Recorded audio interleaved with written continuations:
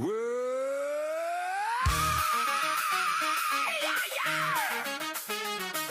yeah!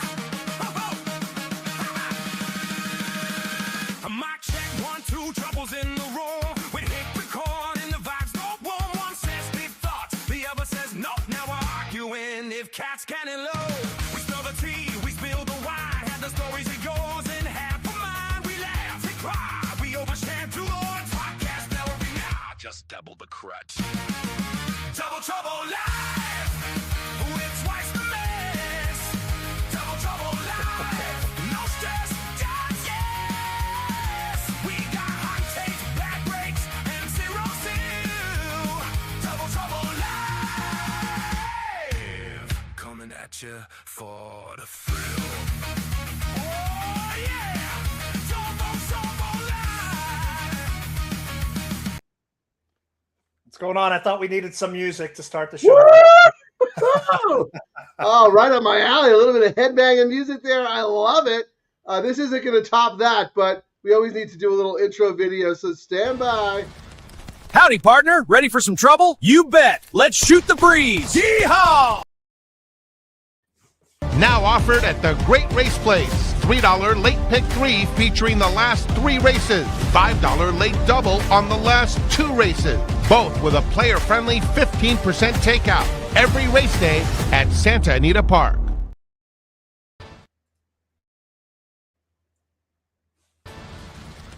Howdy, partner. Ready for some trouble? You bet. Let's shoot the breeze. Yeehaw!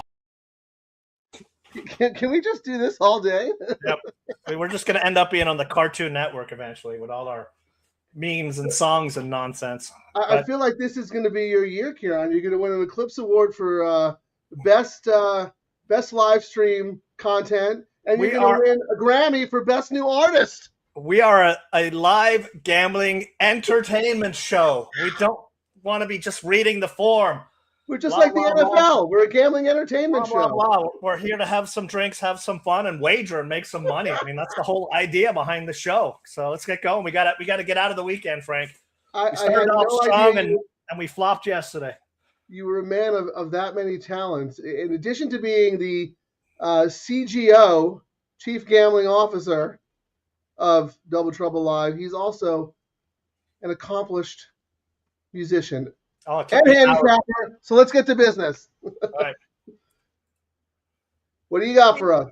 Pretty chalky today. I mean, I'm alive in a chalky pick 5, which is not too shabby. I singled that last race, but I mean, into this race, we're looking at number 2, which I think we both thought. I glanced at your picks, Frank. I think you were all about Prime and you were 4, right? How lovely. Is that the one you really liked? That's the problem, Ciaran. You glanced at them. You needed to study them. You can't just glance at my picks. You needed to study them. I was actually 4-2 with my A's here. Yeah, 4-2 I went with my A's and 5-1-6 with my B's. Yeah, when I came to this one, I kind of went back and forth. But when you look at my tickets, everything was around the 4, and then I have the other horses I thought had a chance, your 4 and the 1. And I thought, after I did this, I went back and I was like, am I really just trying to find a long shot just so I don't want to bet another chop? But I ended up landing my long shot. If I was to say my second choice in this race was the 5 Needlepoint. And I thought the reason I kind of upgraded it was what we saw with the track profile yesterday, Frank. And then again with the rails today are out at 20 feet. So I thought, it's going to favor those who are close to the front. And I agree. I got so caught up in all the excitement and the new theme song and all the fun stuff that we've been doing. I forgot to introduce the show. Oh, geez. Mary just came out here and she's like, you guys, like if people are watching, they're going, what is going on here? Anyway, welcome everyone. Welcome Double Trouble Live Crew, DTL Crew. I'm Frank Scatoni. I am with the Chief Gambling Officer of the show and a creative force in his own right, Ciaran Thornton. Tell new watchers what's going on here. We're Double Trouble Live. We're Double Trouble Live. We are a wagering show, and we do it live. And we're focused on low takeout bets. And what that means is we get great value for our bets. That's all we do. We do the all-turf pick 3, the late pick 3 and the late double, and they're higher minimums, and the takeout is only 15%, so it's extra money in our pocket. Well, speaking of that, the all-turf, the handle yesterday was through the roof. Up over 33% from last year. Right? I mean, it's like a great bet, especially, I mean, we've seen it kind of chalky so far, but that will not last. And the reason we really like the thought of this all-turf pick 3 is that's usually where you see the most chaos is in the turf, and it will reward us eventually for our handicapping when we start getting some prices. Right. Well, to your point, Ciaran, even though it's been a little chalky, it still has paid consistently well over the equivalent $3 parlay. So for people who don't know what that necessarily means, I'll explain it to you.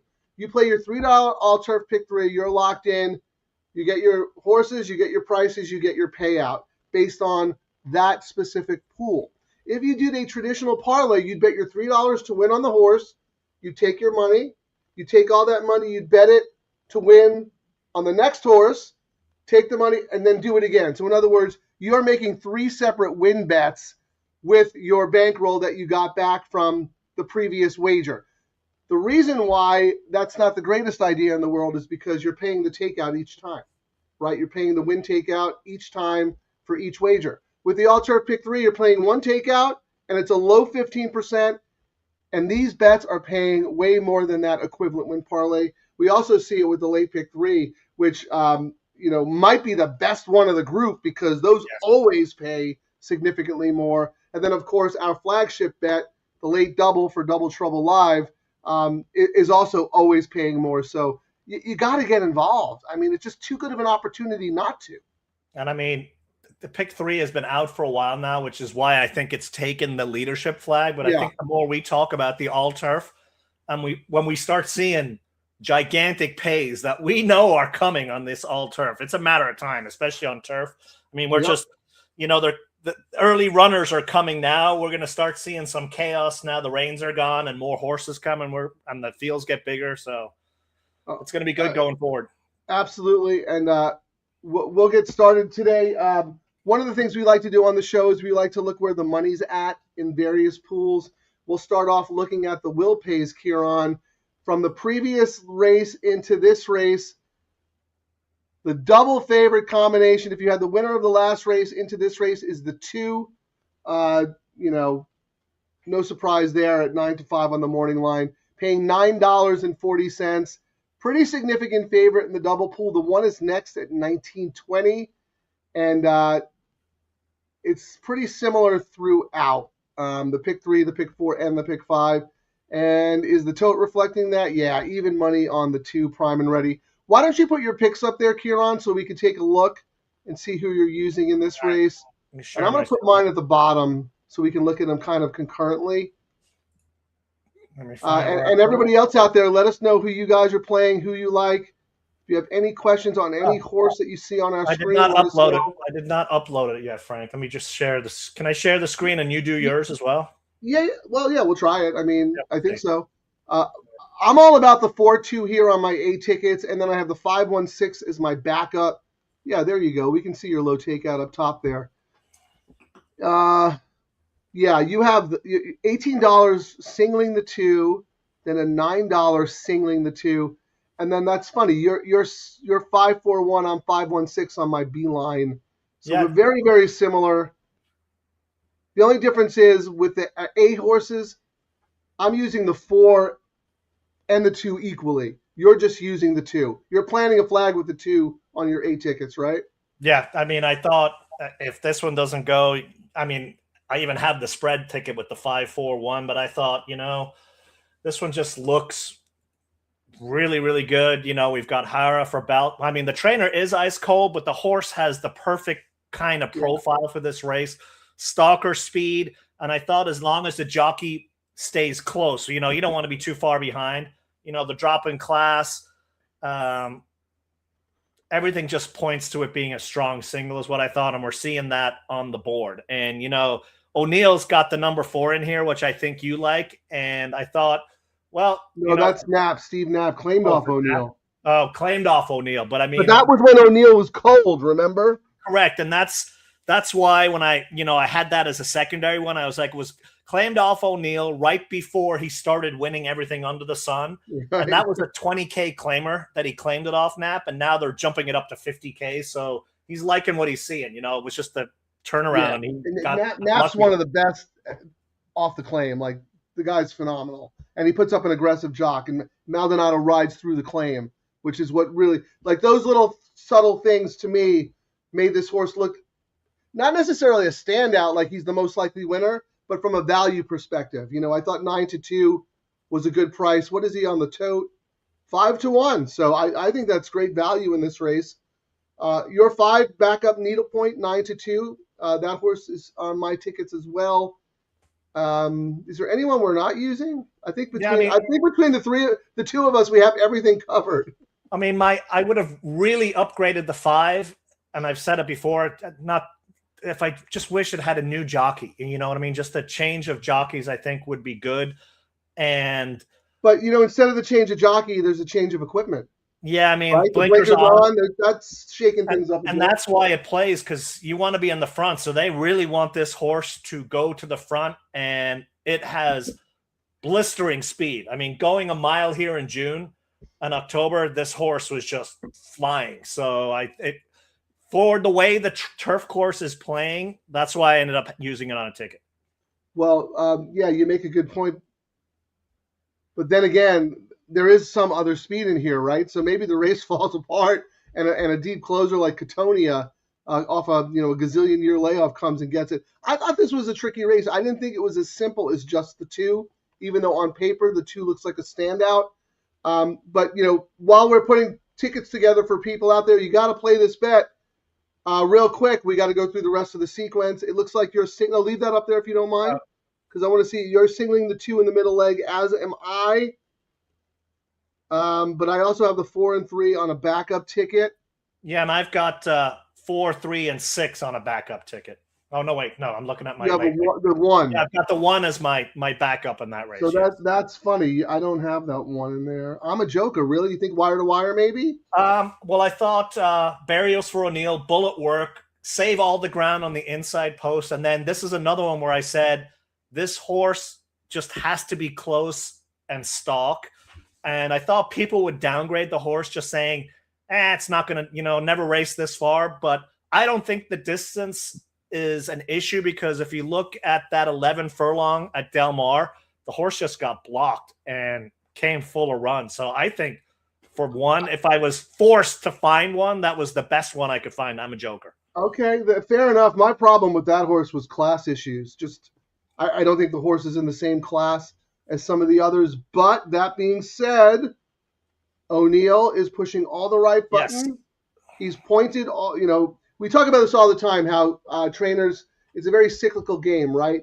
You have your stock in your barn, you look at the condition book, and you figure out what spots you're going to point to. So you have your horses ready for those spots, and you win. Then you got to find new conditions for them, right? So you kind of run through your conditions with your barn. You got to regroup and start over. So, we saw that with O'Neill. He was a little, I wouldn't say cold, but he was just kind of average for a while. And then this meet started. He has his barn ready to fire their best efforts at this meet. And we've seen that. They are firing away. Yeah, so maybe the class won't be so much of an issue for that horse, but I thought it was. But anyway, it's really all about the 2. And then in the last leg, do we have any commonality? 5-1. You have 5-1. I'm 5-5-5. And then 5-1-6. So yeah, it's all the same, but I guess it's a matter of the way whoever's going to win, if we're both right, is who structured their tickets better. Correct. Yeah, I mean, when I first looked at it, I was like, the Ventry stand for Sadler dropping in class, they're 30%. When Sadler drops, like he drops with a purpose. He's not like trying to clear the barn. He wants to get paid too, like 40%. The Right. one I landed on the 1. Won the debut race, heavily bet, and the jockey is the one who won that last, Escobedo, who won that last leg yesterday. They get Lasix today, early speed, and the jockey is 6 of 13 as well for the trainer. So I was like, you know what? I don't think we're just going to roll through with chalks all day long. This is a good backup to the chalk, I thought. Yeah, I agree too. I mean, I think Ventry Stan is obviously the most likely winner, but you know, it's been a little far. I know those were 5 furlong races, but it's been pretty far off the pace in those turf sprints. You don't want to be too far back in a 6-horse field, right? In a turf sprint on the flat turf course, going 6 furlongs. So that is actually a little bit of a jockey race, I think. Yes, which absolutely. makes it very interesting, right? Oh, it's gonna totally be down to who's feeling it in that race. All right. I know you always like to say like it's even though the next race isn't officially part of the show because it's not part of any of the low takeout wagers that we're discussing, we still like to look at the pools and the probables going into the next race to see if there are any sneaky combinations with horses in the first leg that we may have overlooked, right? We want to see, if there's a 4-3 combo that's paying more than we both think it should, then maybe the 4 is taking a little sneaky money. Actually, you know what I'm kind of shocked at, Frank? You know who's taken all the money? The 2 into the 6 is paying $5. I actually thought number 2 would end up going favorite in that next leg. So that's interesting to me. I was all about, if this was a low takeout, road rules, Hara for Sadler, they're all dropping. I mean, all these horses in the next leg are dropping from 50 to 12K. And this horse costs 60,000. In the next leg, the number 2, Frank, cost 60K, ran once, and they're dumping it for 12.5. And I thought, bad race.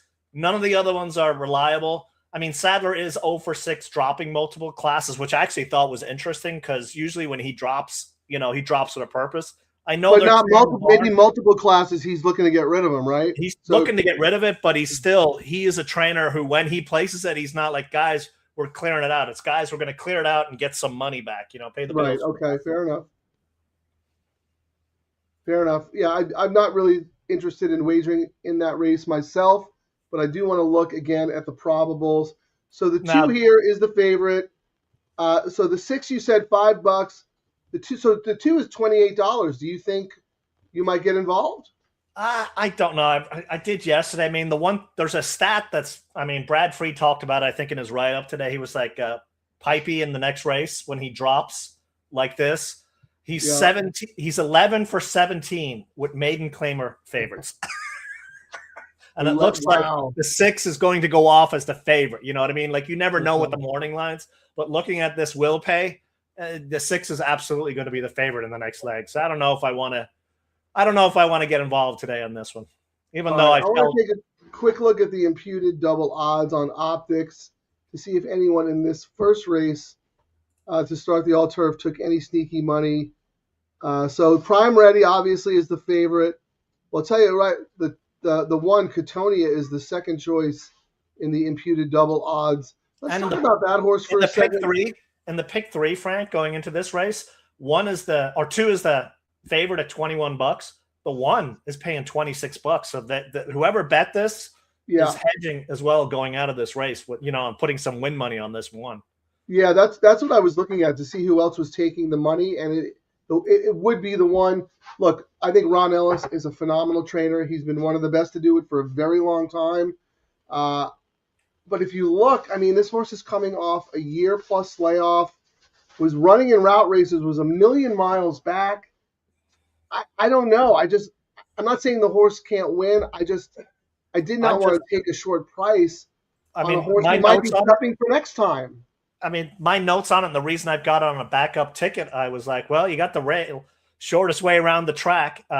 Right, that's true. Just go and say, come catch me, and the horse has a sharp work. But she doesn't have enough speed to go. She's going to get buried. Maybe, yeah. I mean, that was my concern with that one. But anyway, you and I both thought the same thing. Like, Prime and Ready is the one that the race goes through. I said I also have the 4 as an A, but neither one of us was so confident that we were like going to single the 2 and move on. You have a backup ticket with the 5 and the 1, and I think the 6, and I have the same thing. So, actually, we have one horse that's different. I have let me see who I have as my saver backup. I have the 5-1-6, and I think you have the 5-1-4. Yeah, 5-1-4, and you 5-1-6, correct. But I have the 4 as an A. So I think, is there anyone we don't have? Are we gonna get out of this race alive? The 3, but at least I think if the 3 wins with Demora, what can we say? You know what I mean?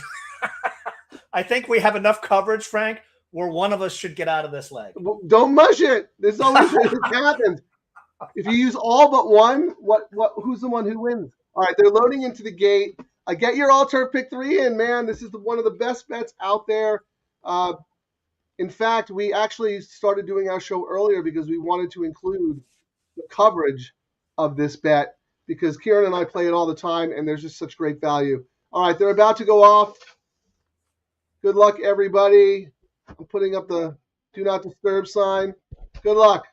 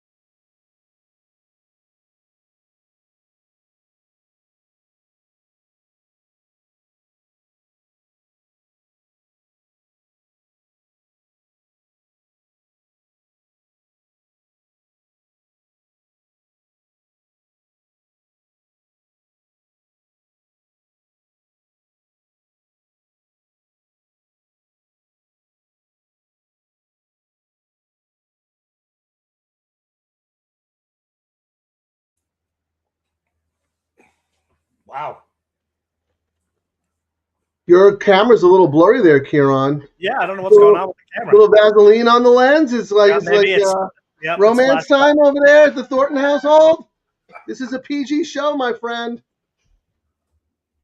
There you go. Well, you know what?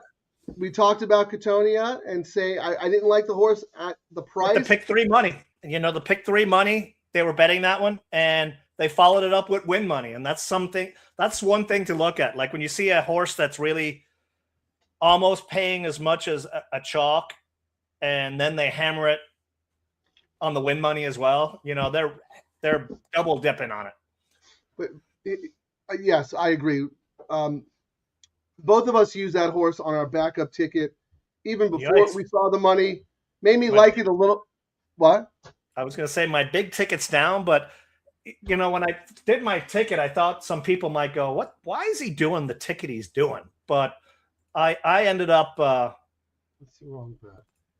When I did mine, I was all about the 2, and then iffy on the next one, and then my third one right here, I ended up. It cost more than my other 2 bets, but now I should be looking good because I've got my backups and my backups, and my 3 choices in the last leg. So at least I'm alive to the last leg now. And I mean, the one bad thing is we didn't get the price we thought we would with the 1, unfortunately. I know. I didn't think you thought the 1 was going to be a price. It was second choice. Oh, actually, I didn't notice that he went off at 7-2 because it was down to I thought when we were getting close, it was 5-2. So that's actually a better price than I thought we were going to get because I was shocked that the morning line was so low, to be honest with you.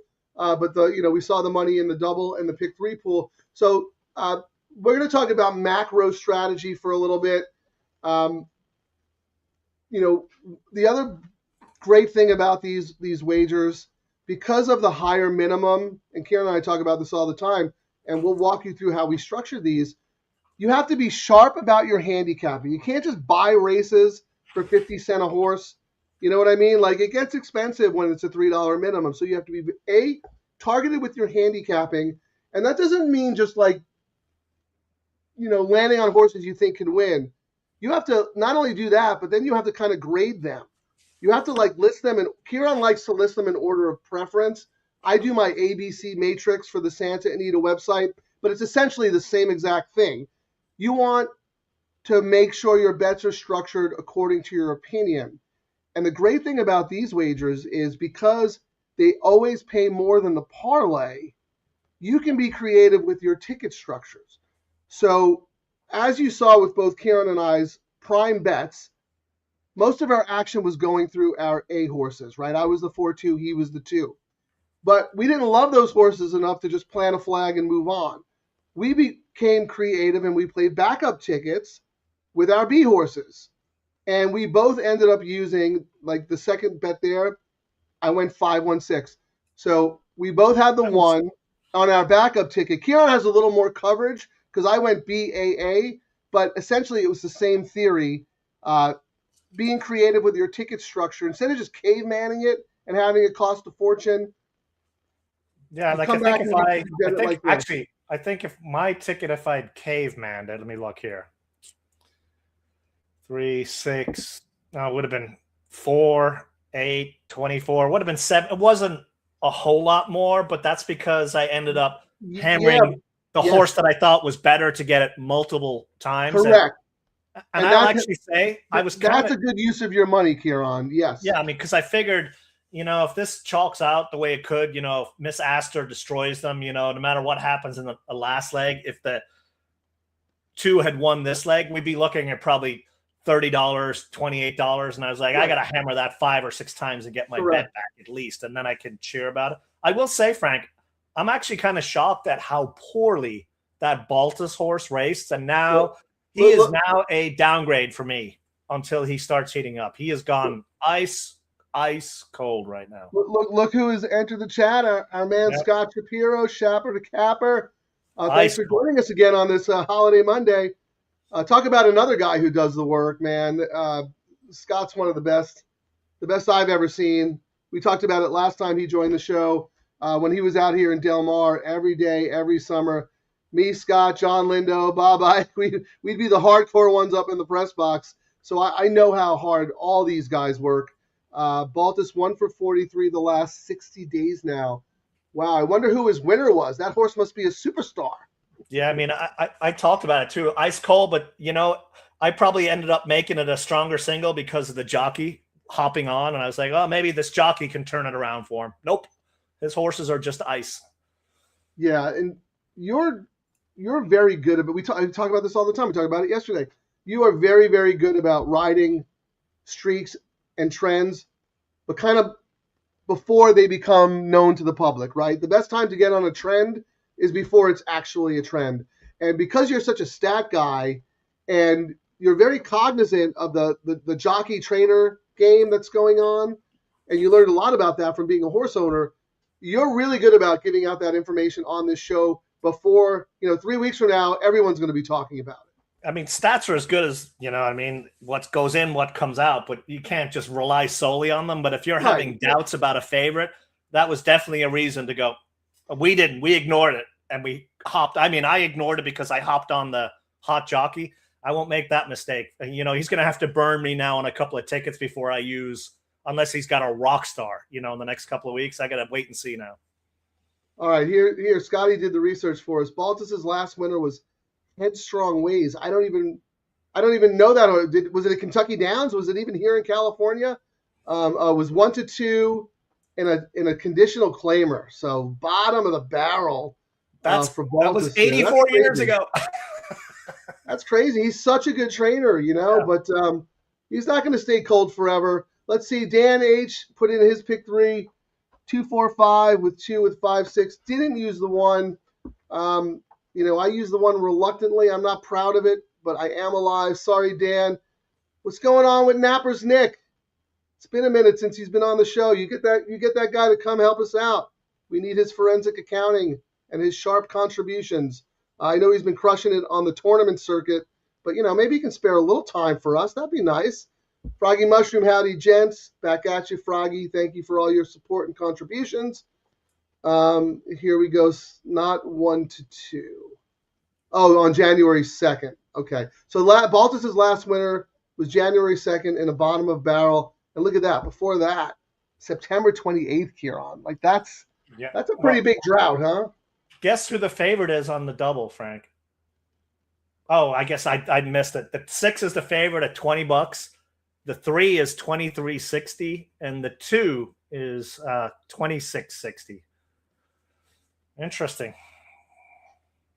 Well, like I said, I like to use this race to inform the rest of our low takeout wagers, right? Because this race, at least on the pick 3, the 6 and the 7, or the 6 and the 2 are separated by 50 cents, Frank, and then the 3 is up to $34. So gives me a little bit more confidence in the 2 we have. No, I didn't play this race. What are you talking about? Oh, that's right. I keep thinking it's the next one. That's right. Yeah, this is the dirt race in the middle. We need. This is where we get to goof off and have some fun, because that's where it's not part of the low takeout wagers. We need a turf and dirt low takeout so we can keep people engaged after they get knocked out of the first leg. Yeah, I make fun of Ciaran a lot because a lot of times he is a bit of a chunkhead, but every once in a while he comes up with a brilliant idea, and he's absolutely right. Part of the reason the late pick 3 and the late double pools have gone up a lot is because, and we talk about this, yes, you can play them completely separate, but you have so much more of an advantage if you play them connected, as if they're handcuffed together. You bet them as what you do in the pick 3 can inform what you do in the double, and then after the first leg of the pick 3, you can make adjustments. You could press if your payouts are a little too low on your A opinions. You could hedge. You could do a lot of different things. The all-turf pick 3, which is a brilliant wager, starts it, but there's nothing to back it up. It's like, in the baseball, you want to put you want protection around your good hitter, like, so they have to force them to throw strikes. You got to do that here. So Ciaran, I think if they did a low takeout, a turf and dirt low takeout, they actually might get people, because some people will just single a logical chalk in the start of the pick 3. Maybe they'll play a little bit more because they're gambling a little bit more money sooner. It's just a thought. Yeah, because part of the reason some people are a little reluctant to play the all turf is because you don't want your money tied up for like 3 hours, right? Yeah, but it's not that bad though. No, I know that, but that's, if you have to bet every race, you don't want your money sitting in a pool before your action comes, right? So if you start the all turf and then you come back in the next with a $5 double leading into the late pick 3, they're all connected, right? Each race is connected. So you have action in each race. Even though your money might be sitting in a pool, you're still connected going forward. I think that is a brilliant idea. I'm going to make some phone calls next week and see if we can change the game. Well, I'll be up at Santa Anita next Friday, and we got to ask the DTL crew. We're debating if we do a Pegasus show or we do the coast to coast maybe. So I'll be up there Friday and Saturday. So. Yeah, or Scott, if you know, are there any special low takeout wagers on Pegasus Day? Anything that we can tie in to this show here? I know there's the Sunset Pick 6, right? The last 3 at Gulfstream, the last 3 at Santa. There's the Coast to Coast Pick 5. The problem with those bets is, look, I don't mind working hard and staying on air for a long time. The problem is I got to stay on air with this guy. Yeah. So, maybe if we could think of a creative way to shake things up a little bit. I'm not going to play my other song now. I got a low takeout song. You have another one? Yeah. I'm a Santa Anita wallet already on life support. They hit me with that low takeout. Now I'm feeling kind of sport. 10%, bro, that's basically free money. I'm about to turn $11 into a yacht by Monday. Low takeout. Oh, yeah. You can't have fun betting the horses, man. Need it. Oh, wow. This is amazing. Grass, no dirt in my life. I'm so all turf. I might start photosynthesize. Santa Anita low takeout got me acting wise. Told my wife, babe, I'm rich. Now she want alimony twice. Double trouble on the mic. We causing a scene. Low takeout was all turf. A retirement dream. If we hit this big three, tell the valley keep the change. Oh my God! We created a monster. Thank you. We've created a monster, ladies and gentlemen. We're a live wagering entertainment show. We got to keep the crowds entertained. We're not going to throw up PPs and all. I mean, we'll give you some stats, but we're playing what the board tells us, and the songs that you wrote, they're a little hard for you. That's more my I jam, did it. man. I I did appreciate it to that. keep you. I tried doing some Barry Manilow for you, but I couldn't get it quite right. No, Engelbert Humperdinck. Yeah. Oh, that's it. Yes. Engelbert Humperdinck. Oh my God, that is amazing. Look at this, brilliant. Jeff, those are both great songs. Oh, you need a stage name for your music career. You got to come up with something clever there. Any suggestions out there? DJ Turf. DJ All Turf.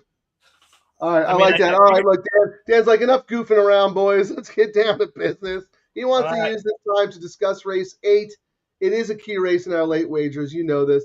All right, Dan. Thank you for keeping us on point. Sometimes we get a little wrapped up in ourselves. I'll let Ciaran start. Let's go to race 8. Let me just set it up real quick. $10,000 claimer, 5.5 furlongs on the dirt. I thought you were perfectly fine getting out with just 3 horses in here. You might be able to get out with just 1. Ciaran, what are your thoughts? I thought the same. I mean, I number 3, Last Call Zondlo.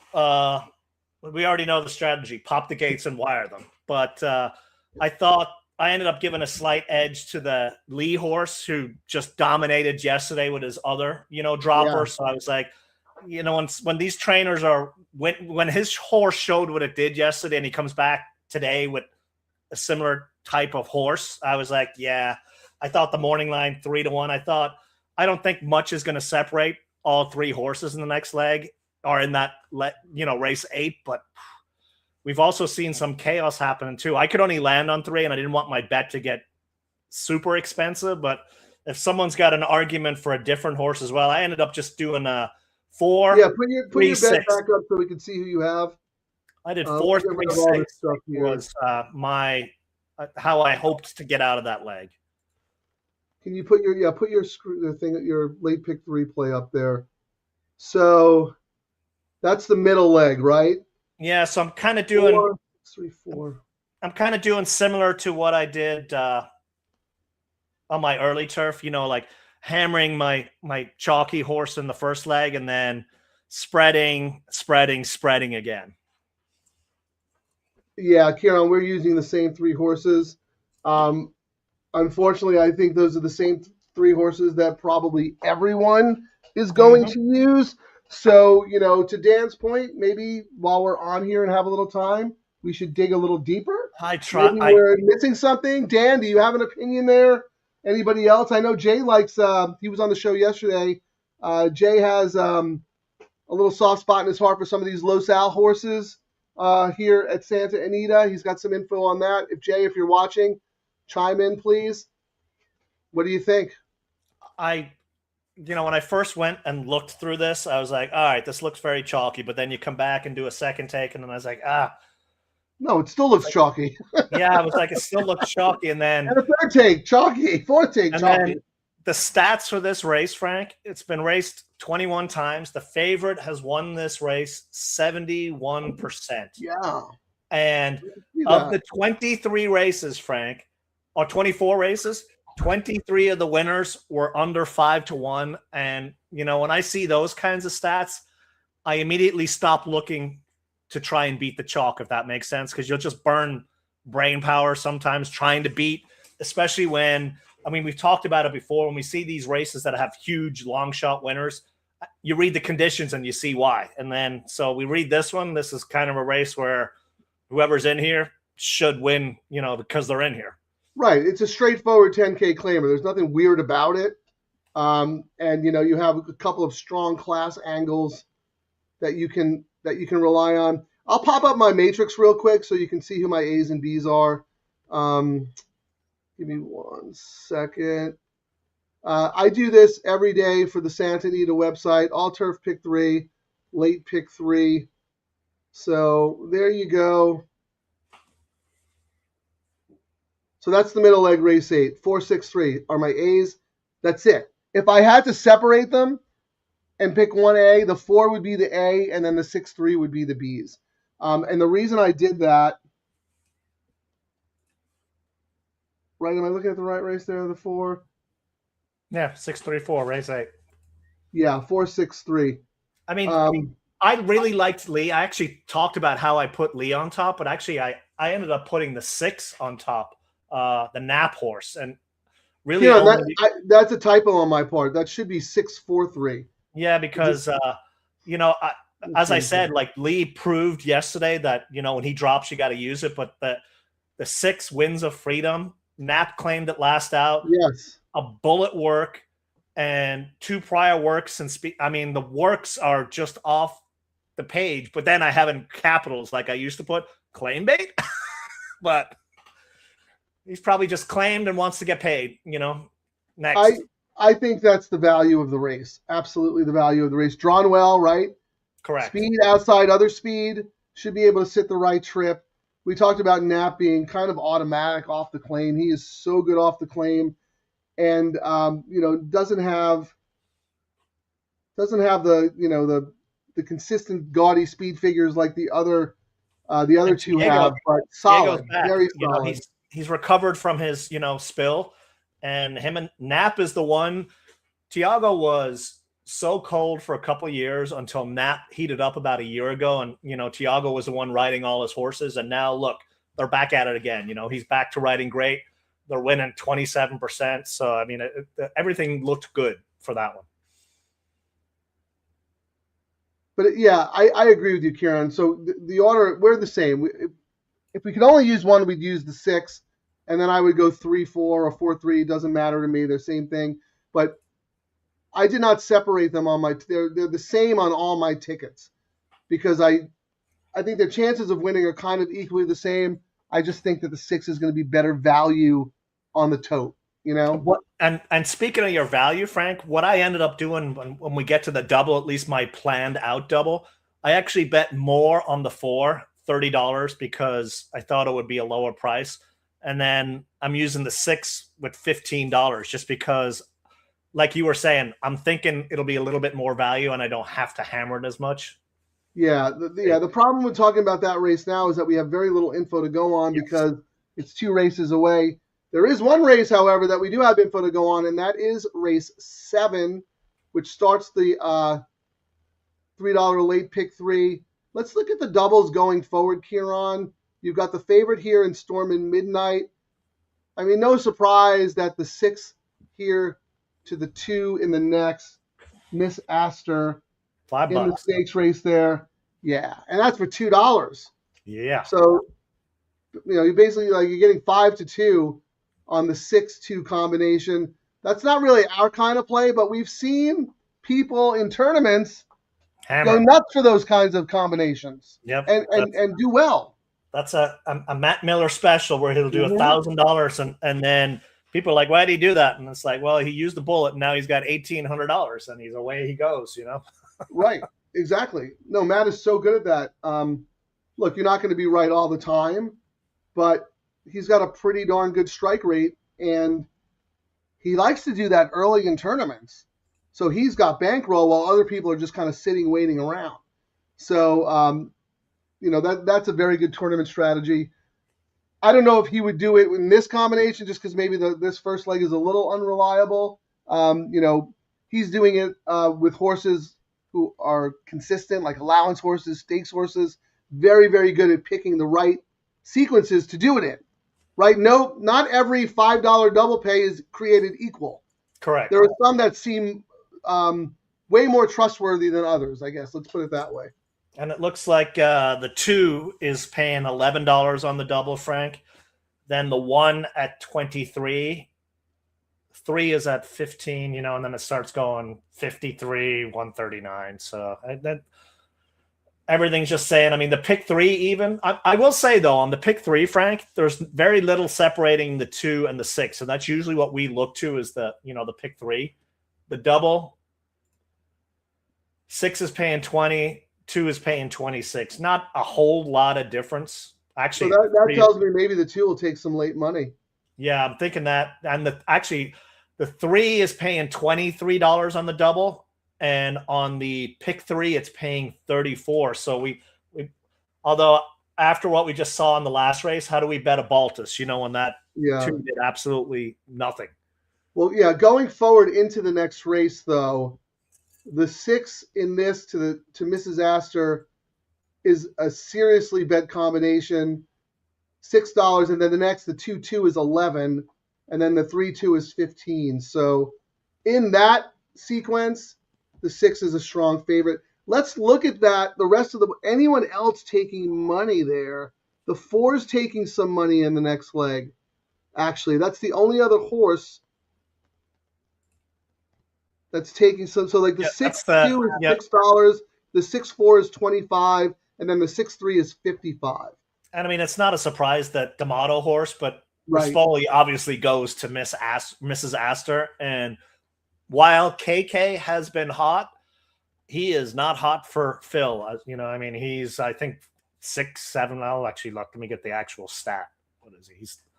Yeah, while you're doing that, yeah, good point, Larry. This is probably the last race for Mrs. Astor. She's going to go to the sale and then become a mama. And then I Scream, You Scream. This is LD. This is LD. Yeah, going to the sale. So unfortunately, she's not going to be coming back. Jeff loves reading my analysis. Thank you, Jeff. I appreciate that. I work hard at that. So I like that. Let me ask you a question about the start of the late pick 3, Ciaran. What do you think of the Sadler horse 3, Little Hidden Port? I did look at it. JJ actually is winning 29%, but I just liked other ones more. And I'm a JJ fan. KK, who was JJ, KK, LL, ML, LD. I can remember. He was actually because Ciaran can't remember anyone's name. He has to use nicknames. FK, Frank.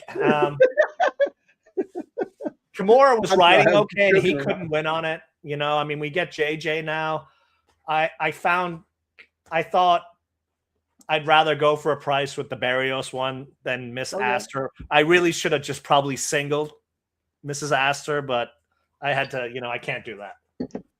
Well, no guts, no glory, right? I mean, if you can make, in a race like that, if you can make the slightest case for a horse who has a chance to perhaps beat a 2-5 shot, and you don't end up betting that horse in some combination and she wins, you're going to feel really stupid, right? So, I don't have a problem with doing something like that.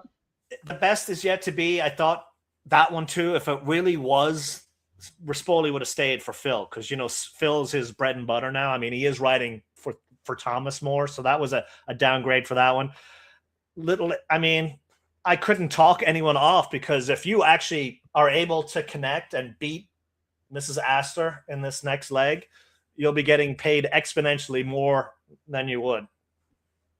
Again, the other one who originally brought up talking about race 8, we already did, and then moved on to race 7. Who do you like in that leg? Put up your late pick 3 plays if you don't mind. I know we still have some time. This dirt race is not part of any of our sequences, but as you can see, we still like to use the information available to us to be prepared for the start of the late pick 3. Okay, look, the 2, who you said, Ciaran, was close in the wheel pace to the 6 here. Starting to get money. Yeah, the 2-2 double combo is now 760, and the 6-2 is 680. So they're getting very, very close. In fact, look, the 2 just flipped and went favorite. Yeah, because I was just going to say, because all the money came in on the 2 on the show, on the place money came in on the 2 as well. We're at 20,000 and 6,000. So all that late money flooded in on the 2.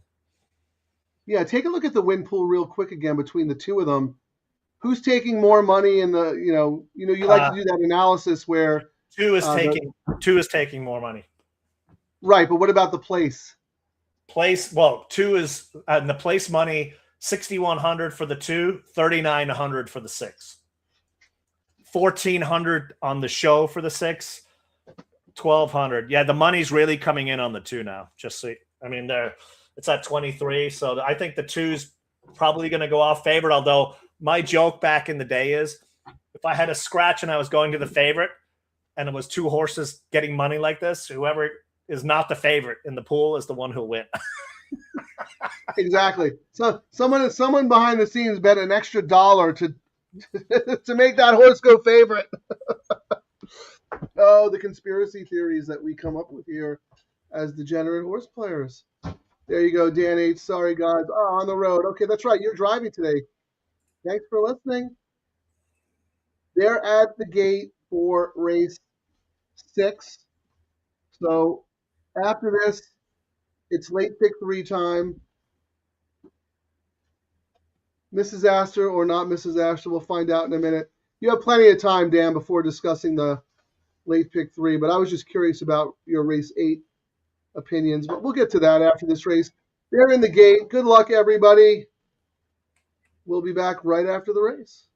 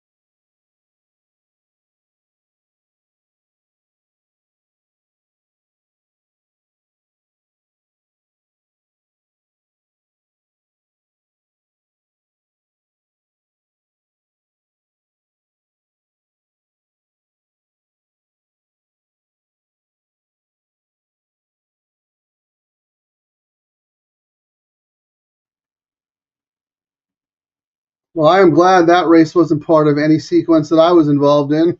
I actually would, if we had our dirt and turf, I probably would have had that double, Frank. So that was my third choice there. The money was wrong. Ciaran was right. The money was wrong. Yeah, I know. I actually thought, I'm like looking at the horse as the horse is making the move, and I'm going to myself, that's the horse Ciaran probably would have had. Yeah, it was like my notes were top early, mid, and late speed, aka stalker. I did say trainer stats were blah, but I mean, it was another one. This is another one that took the plunge, 50K to 12.5. I mean, they were all that's bad horses. So. Oh my God, massive difference. But I mean, even that double was paying, I think, $50. I mean, you can't argue with that. After that, from that last leg, that's pretty healthy. I probably would have had, if we had a low takeout, I probably would have spent. I probably would have. Ifs and ands make pots and pans. No, you definitely would have bet it. I know you would have bet it because you wouldn't have been able to pass it. Yeah, that's true. I am and I know you would have used the one. That is absolutely a horse you would have used. I know you would have. Yeah, that's whenever we're like doing the contest, I'm like, Breeders' Cup betting challenge. Why are you getting there so early? It's like I know it's 10 a.m. I still can't resist the race because that'd be the one that could be the separator. Yeah, here's Ciaran. Yeah, I want to get there early because I really like someone in race 1. Okay, race 1's over. He goes. Yeah, I know the Breeders' Cup doesn't start for another couple of races, but I really like someone in race 2. Wash, rinse, and repeat. That is why, ladies and gentlemen, Ciaran Thornton, Chief Gambling Officer. All right, well, you know what, Ciaran? Started off with the $3 all-turf. We're both alive. Now things start to get very interesting because we have 3 races to go. It's start of the late pick 3. We'll go into the $5 late double. So I feel like we need to start the show over again for people who are just joining us for the late pick 3. So let me just start by playing order of sequence. Santa Anita video, Cowboy video, and your Grammy Award winning song. You pick anyone you want. You have a whole album going here. No, I gotta let me delete it and add it back in so I don't have to play like the 400 verses I wrote for that song. All right, I'll give you a minute before you do that. But while you're doing that, I'm going to send out a tweet reminding people that it is the start of the $3 late pick 3. I know which one it is. All right. Stand by, quote. Let's go. DTL Crew is live for the start of the $3 late pick 3 low takeout wager. All right, I got our Grammy song. How many copies do you think we'll sell, Frank? More than Metallica. Okay. Platinum. You're gonna go platinum. All right. Which one do you want to play first? You want the song? You want your? Yeah, I'm gonna play. Here's the order sequence. Yeah, I'm gonna play the Santa Anita video because I like that they did a nice slick video for us. Then I'm gonna play our little Cowboy Showdown because it's a last chance to get out, dude. And then I'm gonna have you play the intro to our show. So let's go. Now offered at the Great Race Place. $3 late pick 3 featuring the last 3 races. $5 late double on the last 2 races. Both with a player-friendly 15% takeout every race day at Santa Anita Park. Howdy, partner. Ready for some trouble? You bet. Let's shoot the breeze. Yeehaw!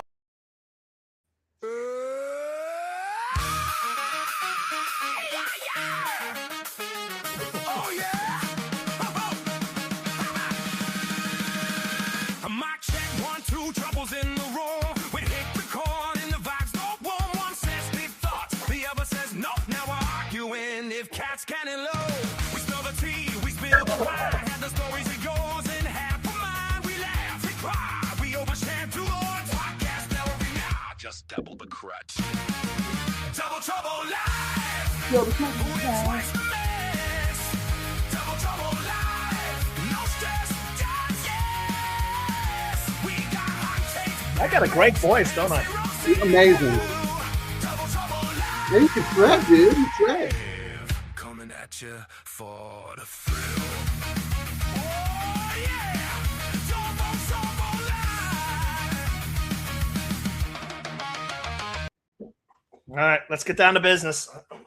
Are we going to be able to beat Ciaran's this chalk? contribution to the elimination of the human race when robots take over everything. You said it yesterday. What was it? We were talking about, all the funny animation stuff we do. 10 years ago, you had to have a staff of people doing that for you. Even our logo, how we've been able to. I mean, the amount of everyone's going to be betting on horses. That's going to be the only gig left in town because every other job is going to be taken over by the robots. Yeah, you won't be able to bet sports because you can only bet $3 a game. I mean, I don't get. We should be. People don't realize you can be the sharpest guy there is, and they'll welcome all your action. If you are a sports gambler and you lose, they love you. The second you start winning, you can only bet $100. You can never get out of the hole. I mean, I don't get it. This is the OG of gambling right here, horse racing. And now we got the low takeouts. They're saying, come gamble with us. I'll tell you why, Ciaran. I think a big part of the problem is that on the surface, this game seems extremely complicated.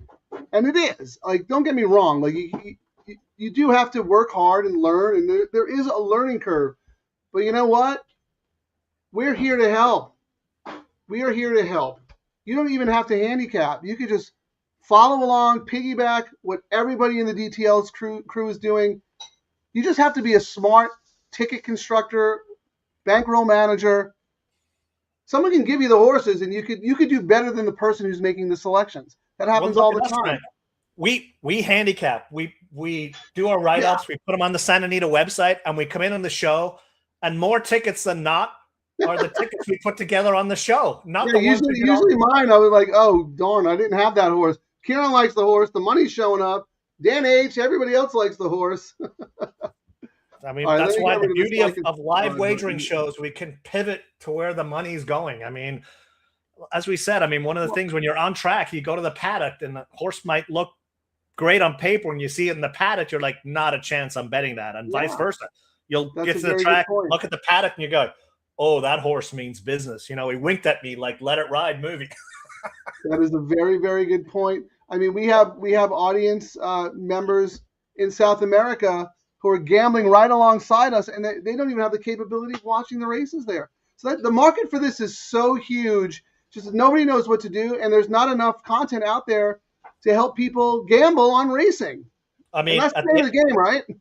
At the end of the show, Frank, I made a Spanish song for our Spanish listeners, so if they're here at the end of the show, but it might be so bad I don't know it, and the prompts might be me saying, write a song in Spanish. It might be very offensive, Ciaran. I think we might want to have that vetted first. Let's have that vetted first before we start unleashing. Yes, that's Spanish probably language wise to do, yes. All right, let's see. This race has got to be official. Let me Yep. refresh my screen because now we're getting down to business. 1-9. Not overly surprised. And No. I mean, there's 37,000 in the pool. 28K of it came in on the number 2, just to start things off. All right, I'm going to look at the imputed double odds real quick. Yeah, so after that previous race, I mean, they have Mrs. Optics EQ has Mrs. Astor at 3-10.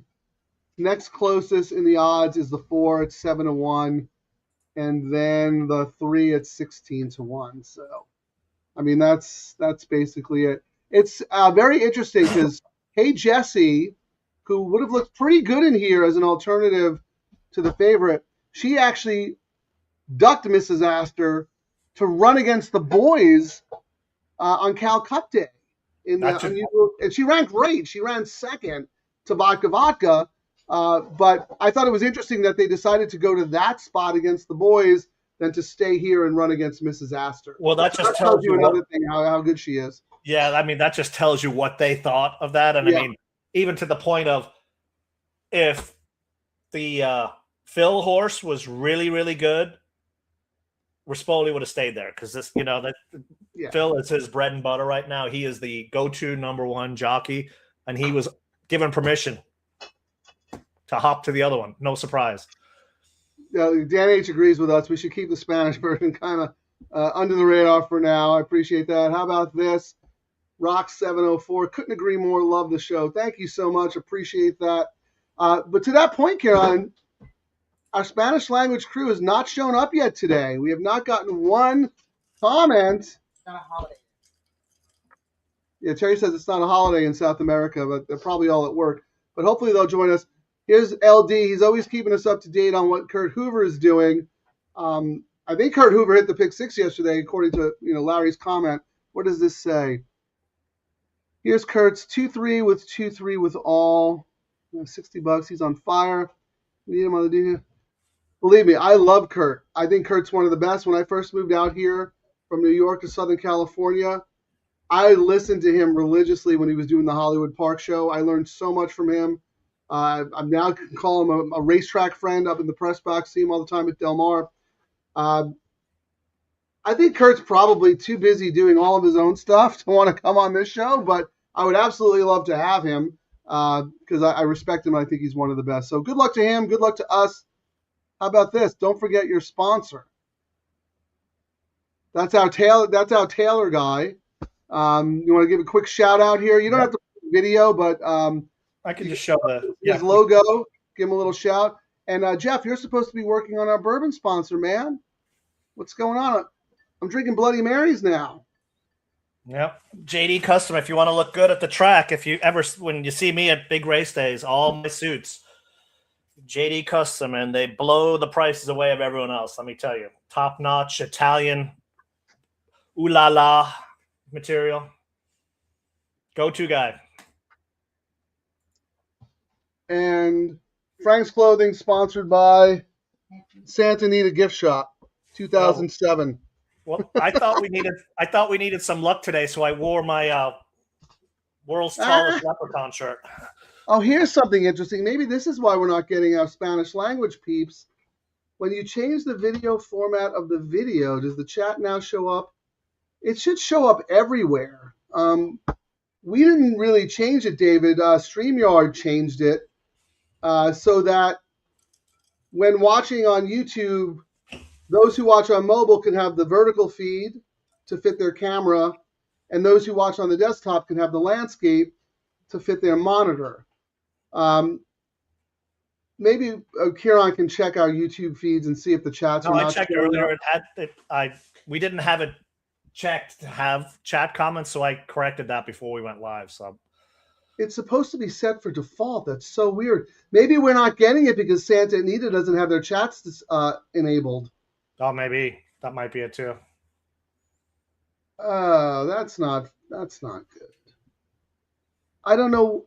I didn't do anything different. Seems different from what I see on your mobile. Hey, Terry, could you go to the Santa Anita Live YouTube channel and watch it on there and see if you can jump in the chat room? That would be very, very helpful. Well, Ciaran, why don't you start talking about this race while I try to figure this out? Let's bring up the double probables into the next. All right, so let's see. We're looking at 2 and 2. 3 and the 6 are taking all the money in the next leg.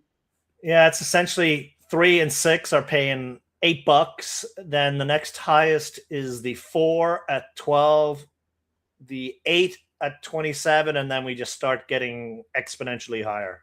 I mean, there's no real sneaky money, and the horses who are getting the money in the next leg are the ones we thought would get the money anyway. I will say the 6 is, let's see what the 6, 2 into the 6, the one that we talked about, $8. Yeah. 2 into 6 is 8, 2 into 3 is 8, and 2 into 4 is $12. So yeah, this is one where we probably need to get out of this multiple times. So, maybe the 1. I mean, do you have a long shot in this race at all, Frank? I'm using the 1. Are you using anyone else? My ABC matrix is the 2 as an A, and then the 4 and the 3 as my Bs. So I have them on backup tickets. My backup one is the 1. I'm actually getting paid decent. Like the double into the next leg on the 3 is 102. The 6 is 98. So my saver all turf is alive with a decent pay. But I think we're just trying to fight a chalk that we probably shouldn't fight to beat, I think. Right. Yeah. Talk about that for a second, because not all chalks are created equal, right? And most of the time, you and I are all about trying to beat the chalk, but sometimes it's just not worth your while. I mean, you're throwing away what's easy money, if you know what I mean, on a chalk. And yes, this is 1 to 5, but even if you tie on a double, a 1 to 5 to a 6 to 5, you're getting more than you would just doing a win parlay. I mean, you're getting maybe 2 or 3 to 1. So that's sometimes the better way to look at it, especially if you like a chalk. Don't toss it because you're trying to beat a chalk. I mean, I know, and the stats, chalks are winning more times than not these days. This is not a chalk I think you need to go out of your way to beat. Yeah, I agree 100%. Why don't you go ahead and look and see what the probables are into the next leg, see who's taking the money, see if there's anybody sneaky. Because I'm upset because I don't think Santa Anita has their chat enabled, and that's why we're not getting our Spanish-speaking crew. It's just same. The 3 and the 4 are 3, 4, and 6 are pretty much. It's a 3-horse race according to the betting in the next leg. I don't think there's any. The pick 3 right now. The 2 is paying $44. Then we jump up to the 4 at 172. Then we're at the 3 at 346 and the 1 at 545. So my Hector Berrios long shot is getting no love at all. Yeah, I think that horse is up against it. Anyone else out there in the DTL crew have opinions in this sequence? Dan H. made a comment because we were talking about race 8 earlier, and he said it. So I'm talking about going into the next leg, the one where we're just the 4-3-6. Dan wanted to think about a presser on the outside. Me too. I also looked at number 8, Howbeit. Total grinder, and if the race falls apart, the horse will be grinding away. But yeah, I mean, I don't know where the step up's going to come from. I think I wrote about this. The horse, and where is it? And this is when we talked about it earlier. The next race 2, which is why the next race 2 is a chalk fest. Historically, we talked about it, like 71%. The next race, 8th race, 71% of the winners are chalk. I mean, the conditions are ripe for that, and usually makes sense. So that's why you would probably see a lot of people hammering this chalk double. I'm not surprised. We're kind of seeing it as well. Yeah, so Ciaran, I'm looking real quick at the Santa Anita YouTube channel, and their chats are not enabled, but they are enabled on ours. So I don't know. I have no idea what happened. Maybe they disabled them. It's quite possible that they disabled the chats. I don't know. Yes. Let me see if the mobile allows chats. No. That is so weird. We'll have to get that figured out. Apologies in advance. I hope you all are still watching. You can move over to our YouTube channel and make comments if you're trying to comment on the show and it's not working out. But anyway. All right, let's put up some plays. Ciaran, let's get back to how you're doing this late pick 3. I'll put mine up on the bottom.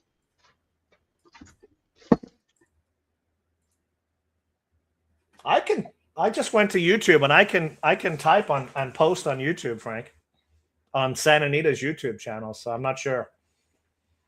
You can go to the chat. My chat's disabled. Mine's not. Share the screen.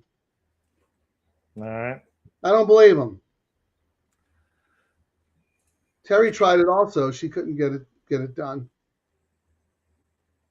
No, that's Double Trouble Live. You just showed up as. Yeah, but I'm Double Trouble Live, but I'm on Santa Anita's YouTube page. So but look to the right, that live chat. It's just what we posted.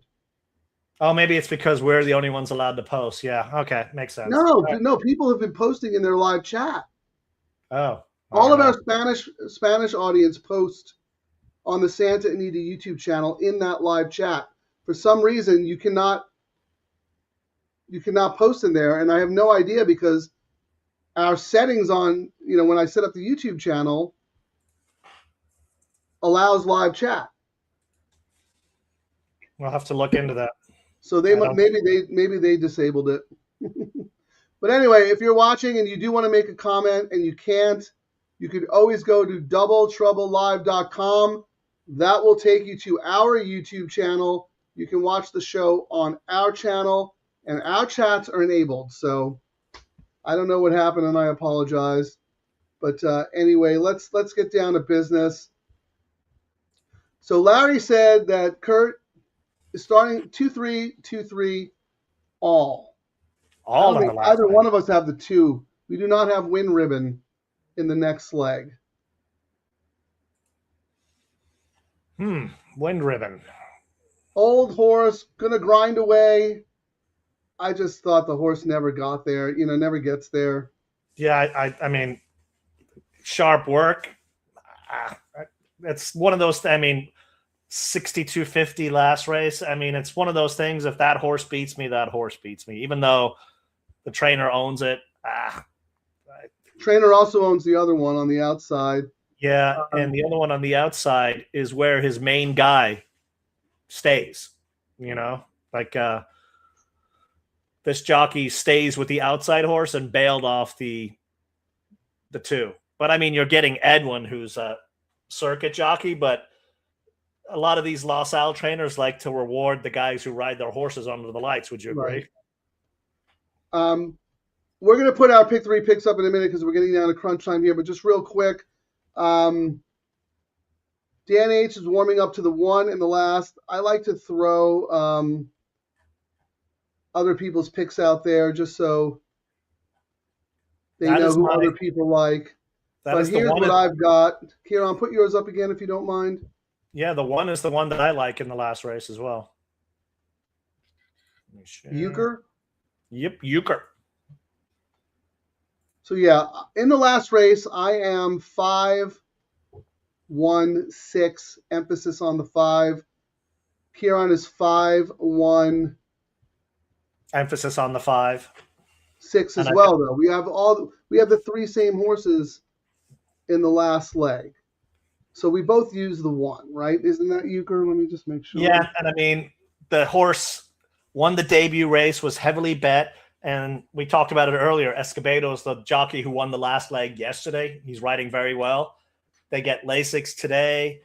I thought the profile of the horse meets this, how the track is playing and with the rails out 20 feet. And when this jockey rides with this trainer, they're 6-13. So, I mean, there was a lot of reasons to like that one as a backup to that Ventry Strand, who very may well be Barrios' latest win. I mean, he talk about someone heating up. Like, ooh, he's starting to win everything under the sun as well.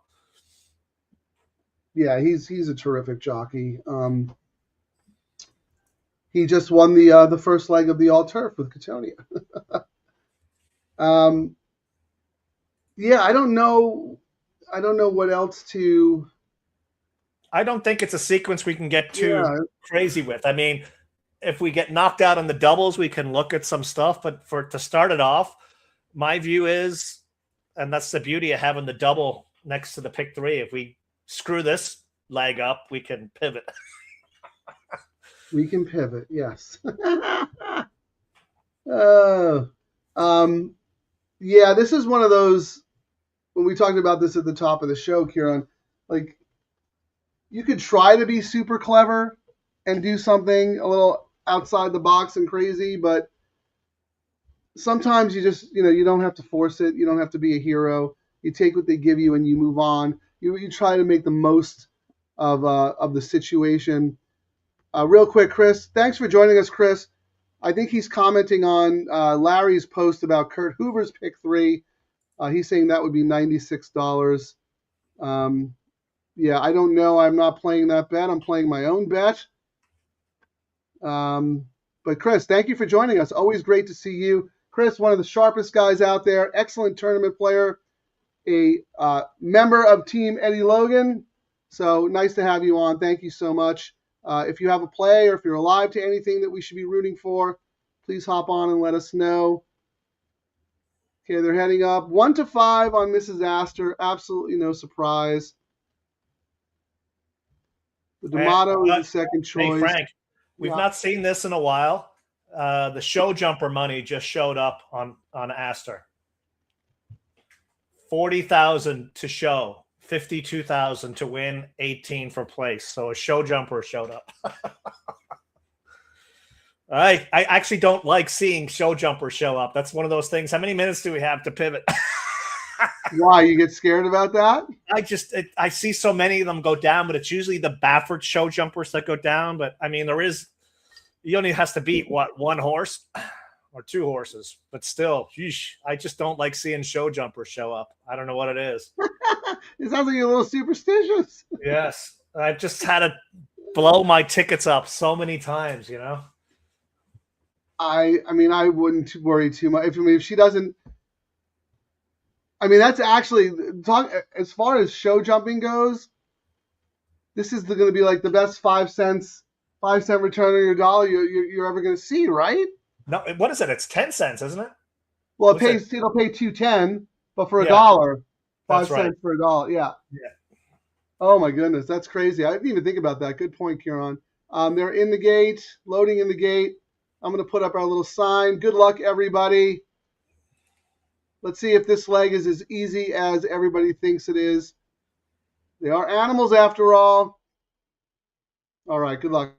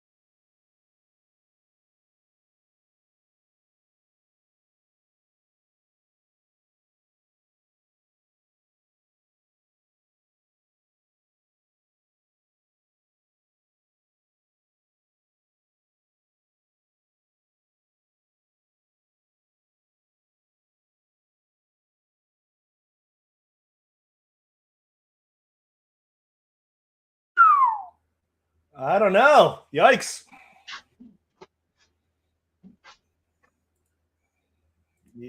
Wow.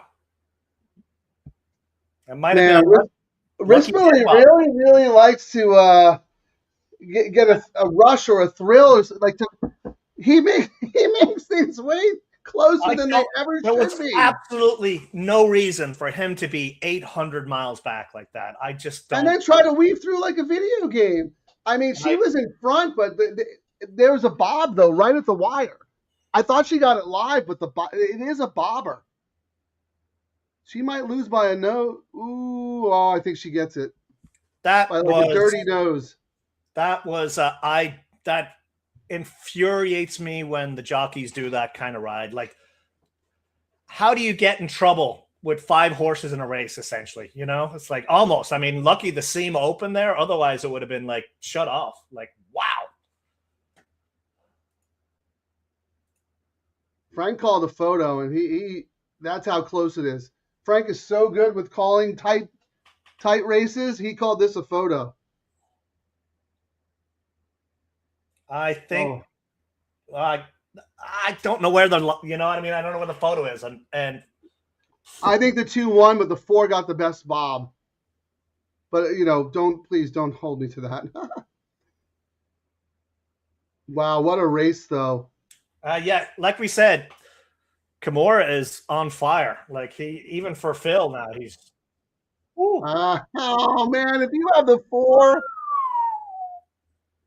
Someone's got to talk to. I mean, even on this, I was like, "Why are you so far back?" The horse was full. I think he's getting bored. He's like trying to make it interesting for himself.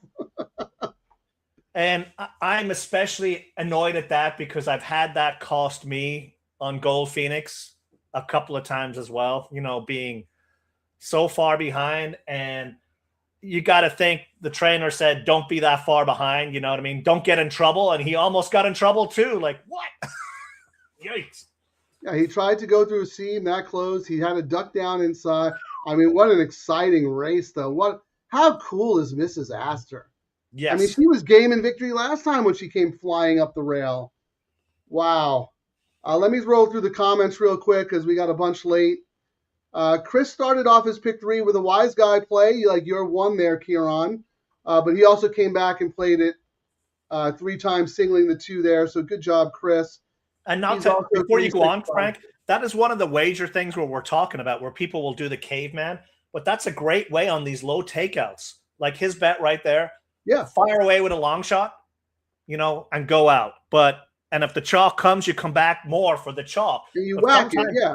If the 1 wins this first leg, it will blow away the payout having it multiple times on the chalk, which is what we try to do when we structure our tickets. We spend a little bit more, but I mean, we've talked about it too. I will spend on all these bets. I've seen enough payouts now for all of them that I'm comfortable spending $150 on all these low takeouts because the right combinations pay exponentially more, as we've seen. Sorry, go back to the comments. No, that's fine. That was a good point, Ciaran. No, Chris is next level. Chris is one of the best. I have a lot of respect for him. He did my best bet show. Absolutely phenomenal. We've seen him play in the Logan room. The dude absolutely crushes it. But yeah, he's structuring his bets the way they're supposed to be structured based on your opinion of the race. Because you do not want to have, if you were doing a caveman, you do not want to be spending the same amount of money on the 1 and the 2 equally. Correct. Because that does not reflect your opinion. So that this is what we also try to teach on the show, like Ciaran said. All right, Annie, big tickets. Chalky situation. Yeah, no reason to be a hero. That's what Ciaran mentioned. Yeah, you know what? You're under no obligation to bet. You're a grown man. You make your own decisions. We still thought there was a good opportunity to maybe be clever or maybe whack a certain combination. So we're all involved. But thank you for watching, Andy. Really appreciate it. Even if you're not betting individual races or sequences, you could still watch, take notes, pay attention. I always like to say sometimes the best handicapping you will ever do is right after the race you're watching. And you take that info forward. Thanks, Andy. Mike Whalen, just win, baby. That's right. Dan H. $10 pick 3 with a 2. $3. Okay. Again, another person. Like us. Yeah. Structure. Yes.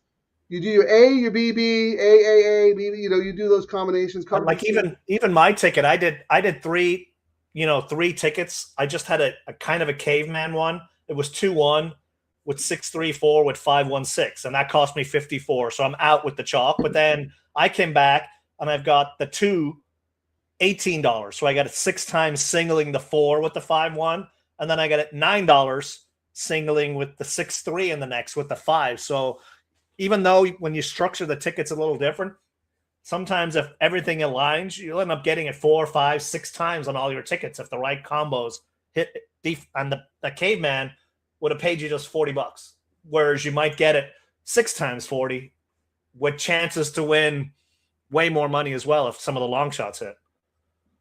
That's right, Ciaran. These bets for reward, sharp handicapping, and clever ticket construction. John Alwell whacking the 2-2-2. I love it. All right, good luck, John. Thank you for joining us. And here I posted this. Not sure why the chat should have stabled on. This is the Santa Anita feed that I put it up, but I welcome people to join us on this feed.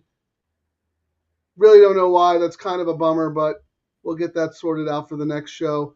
All right, Ciaran. I'm going to tell everybody to like and subscribe. Like and subscribe. Tell your friends. Yeah, we keep forgetting to do that ourselves, don't we? Unbelievable. Constantly. All right, I'm going to refresh my screen because now it's late double time. But here's the thing, Ciaran. Here's the conundrum. Everyone and their cousin are alive in the late pick 3, right? Correct. Are people happy with their positions in this leg to sit chilly, or might we see some hedging or pressing? I think because of the chalkness of what's happened, we actually might, and usually it's not the case where people would just ride the first leg, a chalk in the pick 3, and we've seen it many times where the double handle drops because everyone's like, why bet it? I think this might be a situation where that chalk winning might have people pressing even more on the double. I think we might see the double pool go up because of that. Because now we have to make the decision going forward. If our, let's say our 4-horse here to our top pick in the next is playing so low in the double, then we know the pick 3 is going to be really low. So we're going to have to come back and whack it a bunch of times, right? Yeah, because right now, looking at the double will pays, Frank, the 4 is the favorite on the double at $8.80. The 3 is second favorite at $9.80. The 6 is $10.60. And we kind of thought that when we were looking at it, that the Howbeit, the one that, someone brought up earlier, that's paying $24. But if we look at the pick 3 now, which is interesting for a pick 3, they're not horrible bets when you had a 1-5. So the pick 3 right now, Frank, the favorite is the 4, paying $60 essentially. Next is the 6, paying $70. And the third choice is the 2 at $84. So not horrible pays at all. Well, yeah, but remember, those are for $5. No, that's the $1 pick 3. Oh, I'm sorry. I thought you were reading off the double. No, the doubles were the one before. So the double before was $8.80 for the 4, $9.80 for the 3, and $10.60 for the 6 for $2. I'm sorry. I thought you were looking at the probables going forward. No, I was just doing the will pays before we went and looked at the probables out of here. So now, you're right. I'm sorry. I got distracted because I was a little frustrated about the chat thing. But so I'm sorry. I'm focused now. Ciaran is saying the 4 is $8 in the double here. The 3 is $9.80, and then so the 3, 4, 6 are all basically about the same. It'll be interesting to see if one of them gets bet more in the win pool based on what the pick 3 says. Yeah, well, the pick 3, the double and the pick 3. Well, the double, they're kind of. I mean, the double, they're all the same. $8.80, but the pick 3. 4 is dominant favorite at $60, and then you go to the 6. The three. Oh, the 3 at 38. I didn't even notice that. That's right. Yeah, yes. The 3 is the favorite. Yeah. In the pick 3, but they're all equal in the double, which is very interesting, right? Yep. We find the pick 3 money to be a little wiser, right? Yeah, and then if they're really, really wrong, they'll pivot, and sometimes we can see that with the way the money's flowing around on the odds, and that'll give us an idea. I mean, sometimes it's hedging, but as they say, there's, if you don't want to do the work, you can just look at where the money flows around and let the heavy hitters do the work for you most of the time and just follow it. Yeah. So based on this, what we're talking about here, in the double pool, the bettors were all basically the 3, 4, and the 6 are the same horse. They're all paying about the same. But in the pick 3, the 3 is a clear favorite over the other 2. So I believe the 3 will go off favored in the win pool. No surprise. Now let's take a look at the probables, because we have some decisions to make on how we're going to play this late double based on what we're alive to, what our sequence is going forward, and how much it's going to pay. Like, I'm shocked. I mean, I'm actually shocked at the pay. Like, the $5 double I thought would be lighter than it is. Like, the $5 double right now, the 3 to the 5, who we all think will be another dominant chalk in this next leg, is $31. The 4 to the 5 is $44, and the 6 to the 5 is $50, and 8 is $105. But I think we all agree this seems to be a 3-horse race. Would you kind of agree with Frank? Like, we're trying to go out of our way again to find a crazy price when I think we don't need to, especially with the history. Like, this race, 70% of the time, favorite wins. 23 out of 24 times the winner was 5-1 or less. The other one was 6-1. Yeah. So where can I we agree. get value? So I basically wrote down, because I like to chart things out. 3, 4, 6 in this leg to the 1, 5, 6 in the next. Who are my picks? So I'm looking at the double probables right now, Ciaran. So the 3 in this leg to the 5 in the next is the current favorite combination. That $5 double is coming back $31.50. So I'm just going to write down 3-1 is 123, 3-5 is 31, and 3-6 is 78. 4-1 is 103, 4-5 is 40, and 4-6 is 74. And then 6-1, 135, 6-5, 44, and then 68 to the 6. Who are you alive to in the last? I think you're the same 3 horses as me. I'm alive on the all turf. I'm alive to 156. Well, 516 in order. Actually, I'm sorry, I phrased that incorrectly. Who are your horses in the last? It doesn't matter what you're alive to. 516 are the only. I'm just going with 516. And if same as me. And then what about this leg? Who did you use in this leg? Doesn't matter what ticket. 6-3-4. Yeah, we're on the same 3 horses. And I reluctantly threw the 6 in just because, Hara is riding for Miller. But if you put a gun to my head, the last race, and you said, Ciaran, you can only pick one horse, I'd be like, absolutely the number 5, the Barrio Sadler horse. But I do like that one Euchre.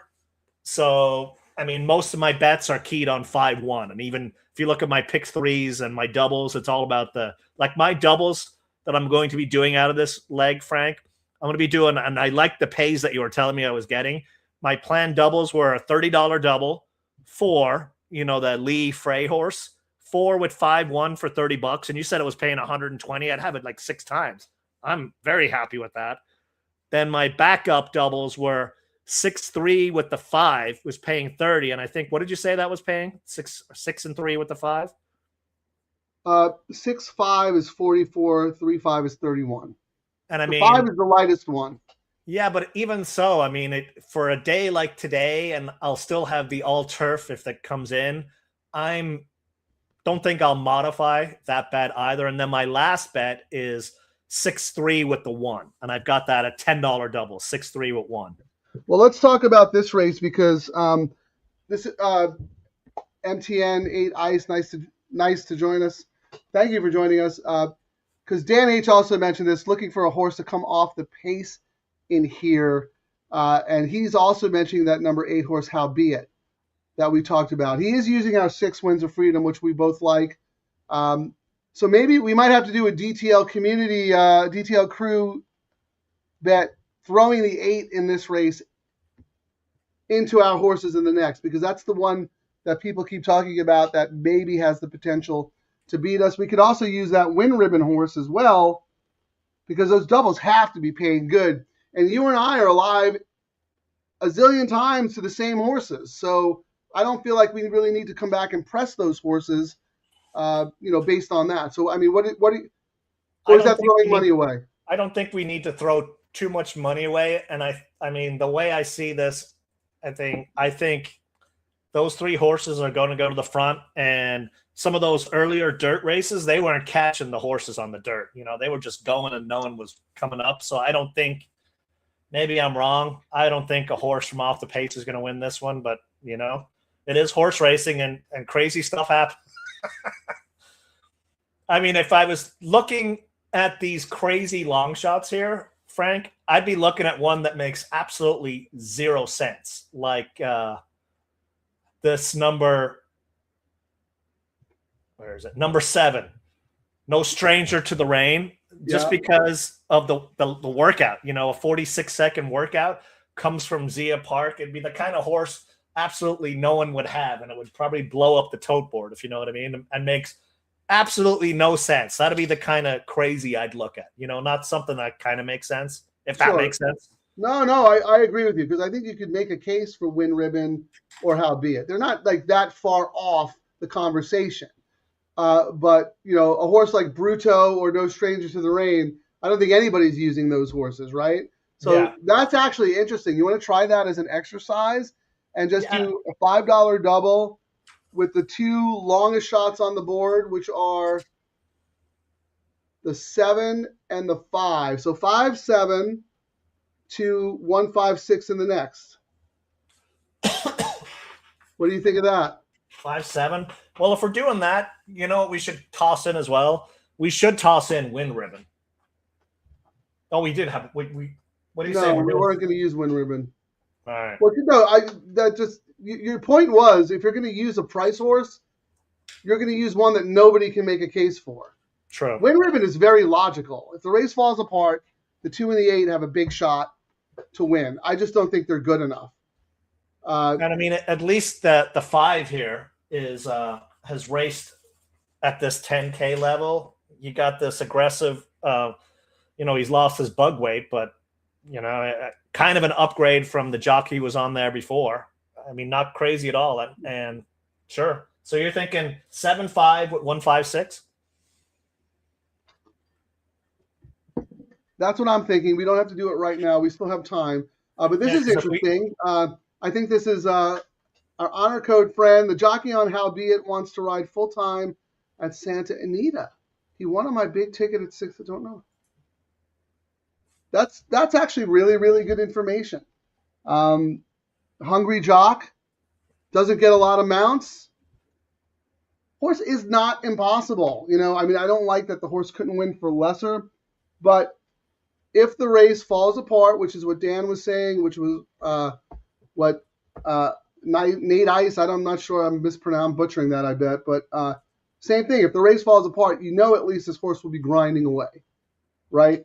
So that horse absolutely makes sense. The problem is 5.5 furlongs, even when the race collapses, one of the speed horses typically hangs on to win by a thread, right? Yeah. Yeah. So that's very interesting. The 7 could very well do early. Yeah, the 1's going to be up there. I mean, they're all going to be up there. I think of the horses who are going to get the best trip, it's the 6.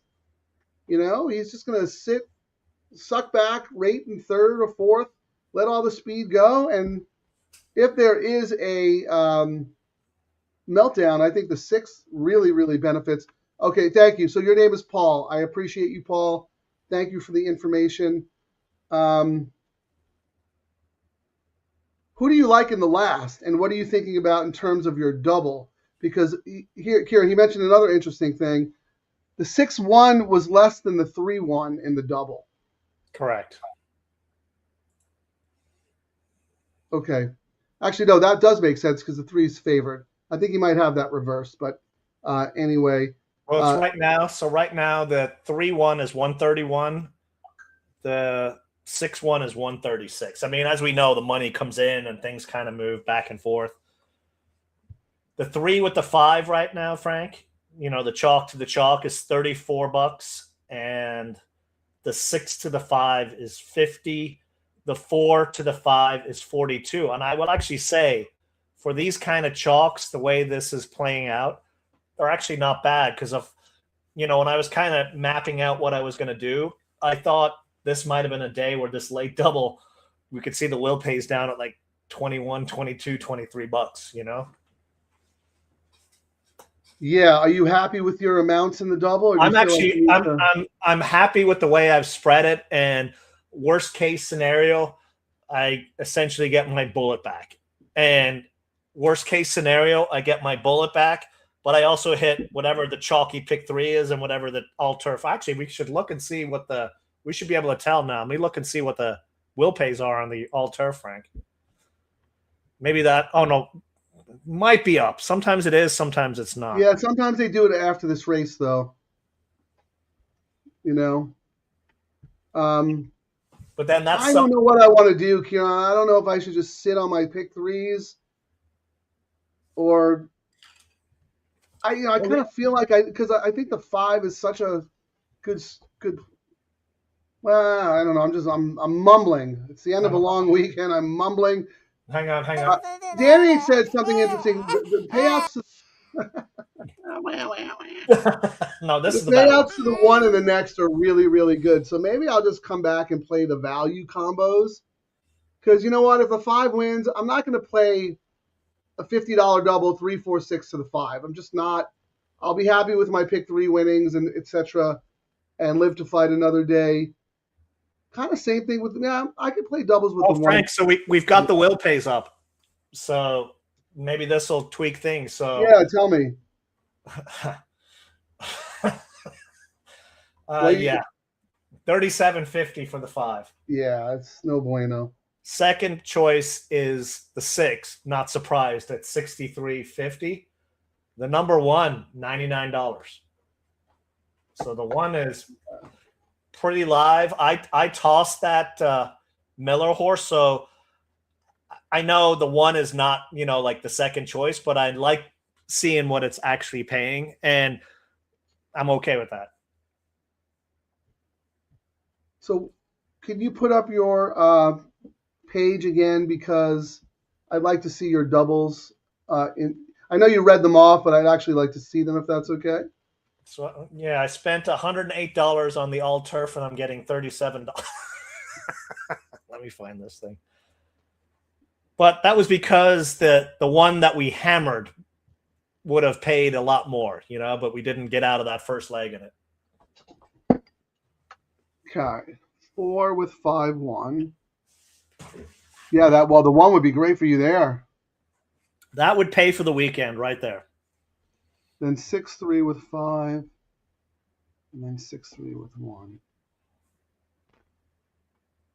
Yeah, I mean that's essentially how I would play it as well. Why don't we put a community ticket together? Let's do that. Okay. Well, we got 4 minutes, so get going. Yeah. Do you want to do something? Do you want to do what we said? That weird one, 5-7 with 1-5-6. Yeah, 5-7, 1-5-6. In case something crazy happens here. Yeah, and that will make it where our chalks will win. So yes, I'm okay with that. And if it doesn't actually come to fruition, then we've got something to cheer for in the last leg. There you go. All right, 7-5. $30. Yeah, 5-7 with 1-5-6. Help us out here. Any fuzzy combinations people are playing? This is the kind of notice you have to look for value. Or 3 scratched in the next leg, so there's even less horses. Yeah, that horse scratched this morning, Ciaran. Yeah, I didn't. You have to start looking at scratches before we do the show, please. Well, I wasn't using it; I was tossing it. So I mean, Well, yeah, but what if you were using it? I would have looked a little closer. I would have said no bueno when I tried to do my bet. You cannot do it. Okay, here we go. Does that look right there? 5-7 with 1-5-6. Yep, that's it. All right, I'm going to roll through some comments while we're waiting for these horses to come, because a lot of interesting comments about the last race. Let's go. John Allwell, what was Ripley thinking? Chris took a shot with the 4. Yeah, you tried to beat the favorite. No, nothing wrong with that, Chris. Thank you for joining us. Good luck the rest of the way. Yeah, well, Ripley's getting some criticism for that ride, but I'm sure he had his reasons. gives Mark a heart attack when he rides. Ripley special. Thank Preakness. Yeah. Hey, but he gets the job done, man. He makes it exciting. You cannot we won. not use them.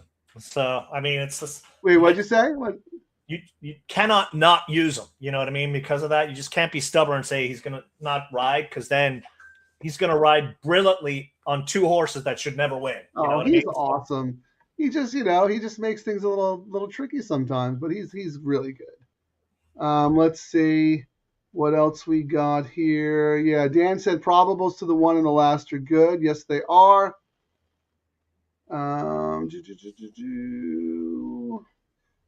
Yeah, this is the one that Paul's talking about. Euchre in the last, freshened since the maiden win, 5 works since. Yeah, that's a nice horse. I mean, I thought that debut race for Euchre was great. Terrific. Right? And I thought, and again, I thought the rails at 20 feet, how this horse races, I thought, if this horse is 1-2, we have a huge chance with that 1 in the next leg, as an upset special over the favorite. Oh, the 1's going to go. Absolutely. And actually, the scratch of the 3 helps the 1 a lot, because there's no speed in the race. There really is quality speed. And it might be one of those races where even the favorite goes, yeah, no. But you got Barrios, who's on a heater, and he probably has looked at the race flow, and he's like, I'm not letting this dude get ahead of me. You know what I mean? Absolutely, so that's a jockey's race, like you said earlier. Like, it's going to be a jockey's race. But, maybe that horse that horse doesn't want to be that close. You never know how the horse is going to react, right? Look, Escobedo at the rail, he is a very good underrated speed jockey. He does really good work with Ryan Hansen. Ryan Hansen is very good with young horses, wins a lot of sprint races. Yeah, the 1 has absolute upset potential.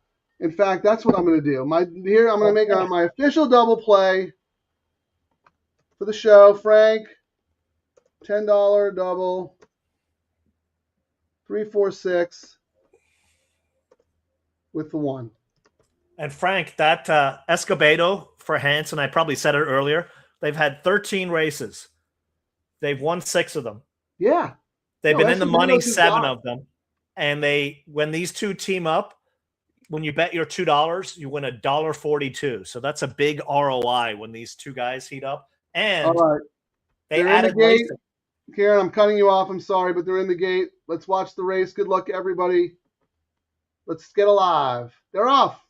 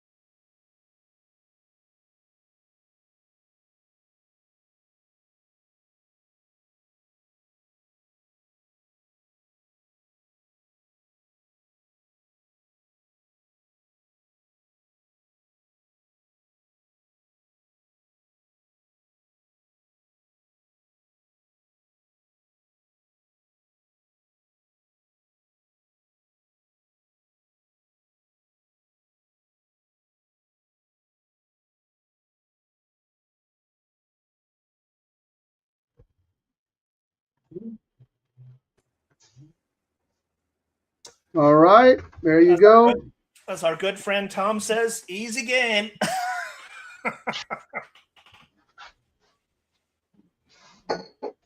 Yeah, I mean,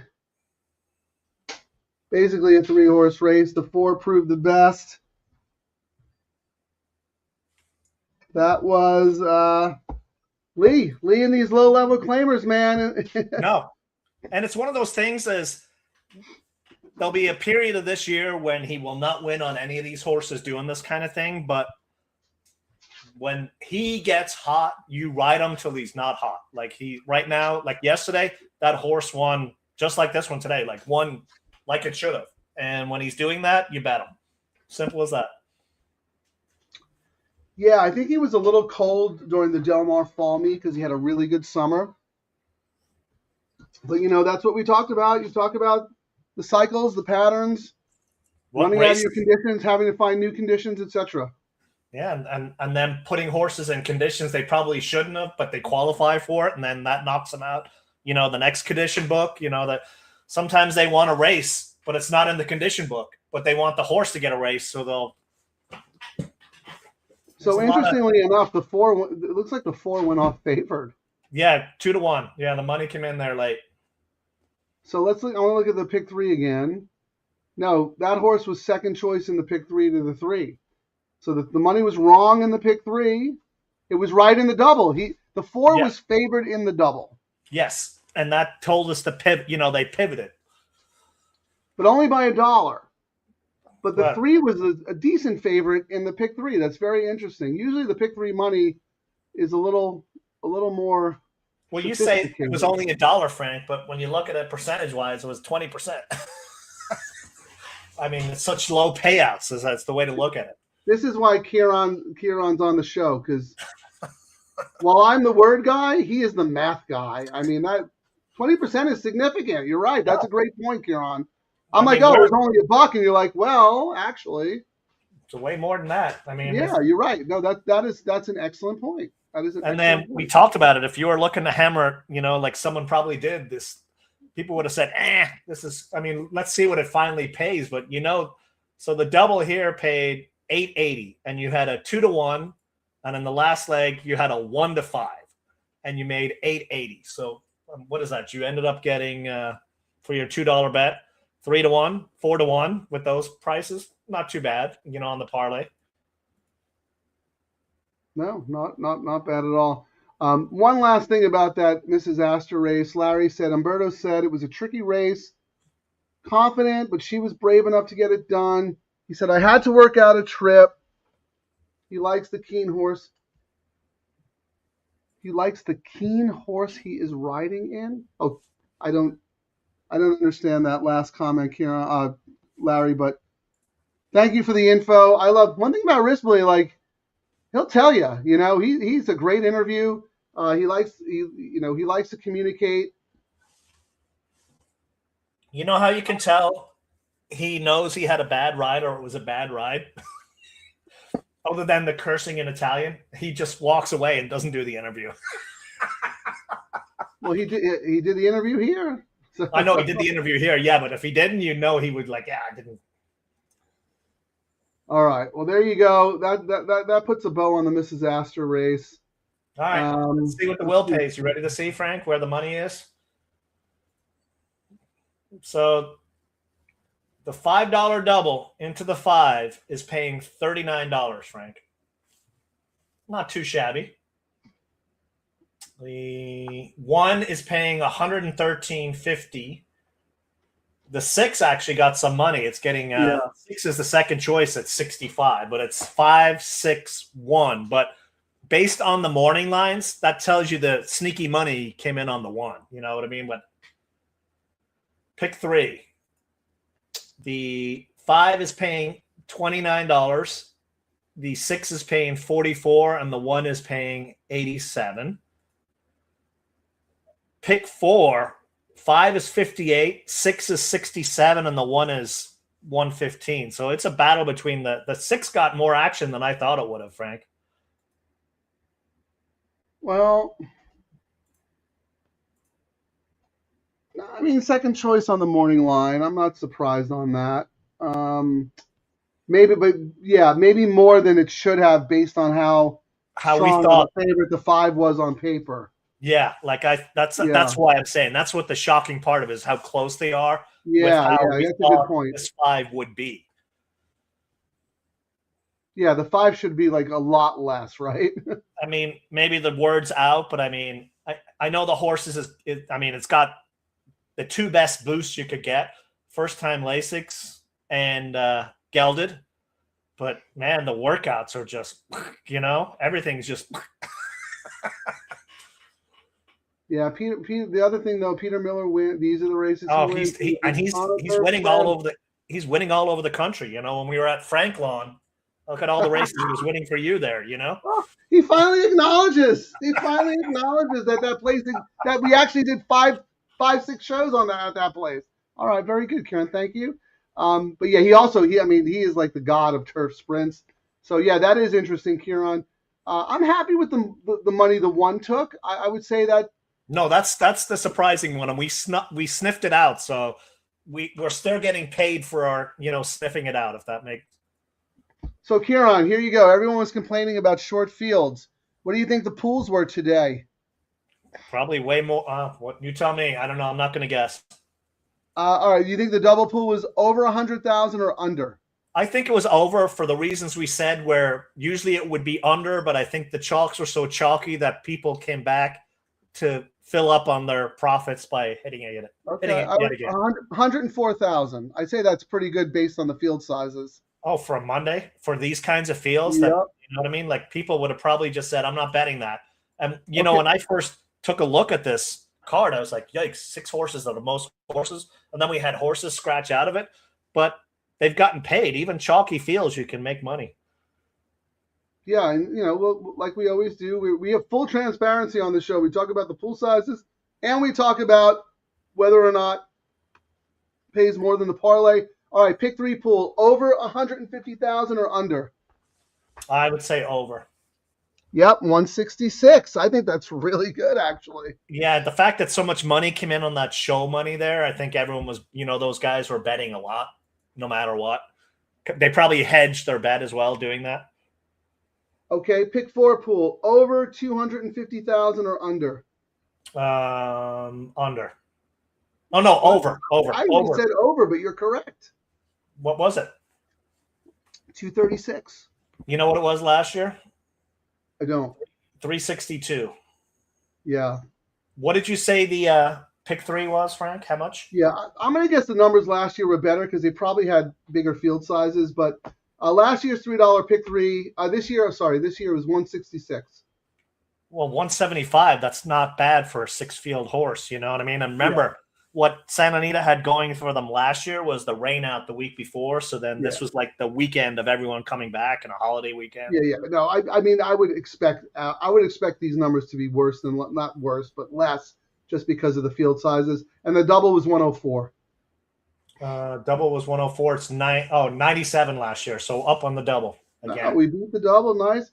Okay, pick 5 over or under 350. Ooh, I'm gonna say under again. Dude, you're like the pool. You're like the Nostradamus of pool predictions. 308. I'm setting good lines, I think. Yeah. 308. And you know what the pick 5 last year was 578. Wow, that's a big difference.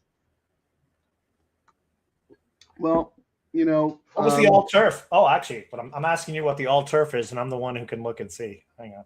Yeah, because I have to go to a different screen for that. But we should look at the will pays on that. Oh, yeah, I think you did already. The all turf, it doesn't come up till after the race, unfortunately. I mean, I don't get why they just don't show it. Ciaran, don't get me started. Anything this industry does, none of it makes sense at all. Let me look at the comments real quick, and then I want to write down all the horses we're alive to and what those payouts are to see if there's anything else we need to do since we are a gambling show. David Nemeth, did you see there's a super high 5 carryover? 20,000 slash send off the 500. I can't imagine they're doing a super high 5 in this race. I'd be shocked. No, they do have it in this race, I think. Okay, right? I was just going to say, but I don't know anything about that wager. I know there are some people who like it and are good at it, and with that carryover, you can make money. My brain does not work that way. I have a hard enough time picking a winner. Yeah. Then the second place horse. You asking me to pick 5 deep? No way, man. Especially when there's 5 horses. You know what I mean? That's funny. So they are taking that. Well, they probably. We might have to play it here. Single the one on top, right? Go one. I've tried it with a giant carryover one time, and The horse I put in first place went in second, and the horse I put in second was in third, and I was like, and I had multiple tickets all over the way, so I was like, yeah, no more. Yeah, my ticket construction and that bet would be horrendous. I'd get an F. But there is a carryover.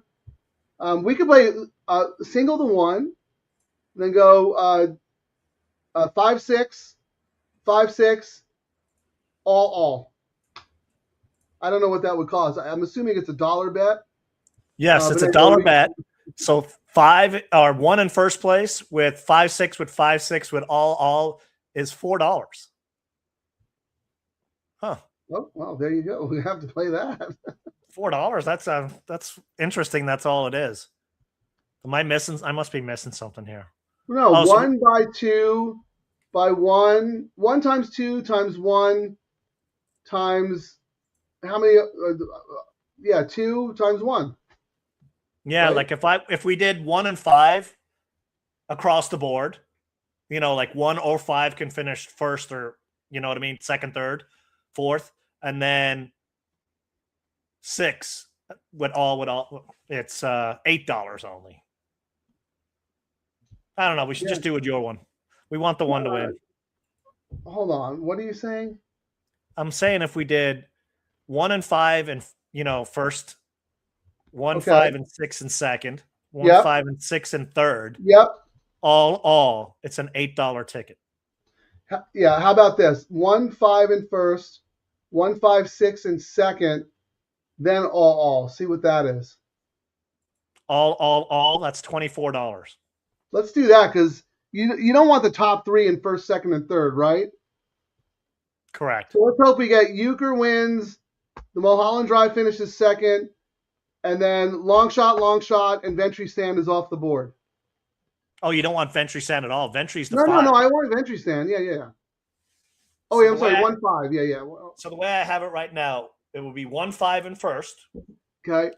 1, 5, 6 in second. Yep. All. Yeah, what does that cost? $24. Yeah, let's do it. I mean, everyone's looking at this. I'm liking what we're seeing, Frank. Euchre is taking some money. Euchre's down to 7-2 now. Yeah, that's the more we talked about the horse, the more the race flow. This jockey yesterday made us go home crying. You know what I mean? Now he's going to pay us back today. That's what I'm thinking. Well, I think the significant upgrade to Euchre is because the 3 scratched, right? Peter Miller had that horse in the race. That's a speed horse, right? That was the only horse that was going to challenge Euchre. Look at everybody else. I mean, the 4 is not fast enough to keep up. Ventry Stands comes from a million miles back. But Mulholland Drive is coming out of a mile dirt race. But the thing we also got to realize, too, when a trainer's got 2 horses in and he scratches one that you think is going to be the lower price one, you really look at the other one. That's why I'm going to lose money on the 6, I think, on my bets. Do I have? Well, that's what I want to do now. I want to write down every bet we're alive to, so we figure out if we maybe come back with win money or exactas. So thank you, Paul. Here are the will pays in the all turf, so we don't even have to look them up because these are the 3 that we both have. So the 1 is 99, the 5 is 37, and the 6 is 63. So we're both alive to that in various. We probably have it. No, we don't have it a couple of times. But anyway, tell me what the pick 3, the late pick 3 is, because we have the same horses.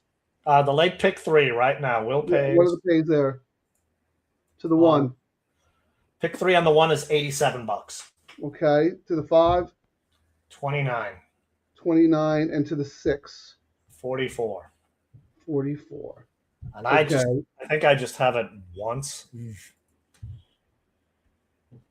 And then, Ciaran, let's just do the doubles. Just read me the double pays, and then we'll see how many times we have them. Doubles to the 1. 113. That's really good. Doubles to the 5. 39. That's not bad. You know what I mean? And then to the 6. 65. So at the very least, 37 plus 29 plus 39. So that's what, 40, 70. It's over $100 if the 5 wins. Now you can go back and see how many times you have it, because I know you have the double multiple times. I think the pick threes that we paid multiple times got whacked because we were backup won the first leg, but correct. I'm alive on an 18. Actually, I'm alive on a $3 pick three into 516. So that pays what, $30 or something like that? Yep, $30. I'm alive. 87 to the one. I'm alive on an $18 pick three with the 5-1. That's the late pick three? Yeah. So that's what, you have it 6 times? 6 times, yes. So 6 times 29 and 6 times 87. Not too bad. No. Okay. What about your double? The double, I'm alive, $30 double into the 5-1. So again, 6 times? 6 times 39 and 6 times 113. Yep. Turning chicken bleep into chicken salad. Yeah, and then the all-turf Frank, I'm alive to 516. So for just $30, $3, right? Yeah.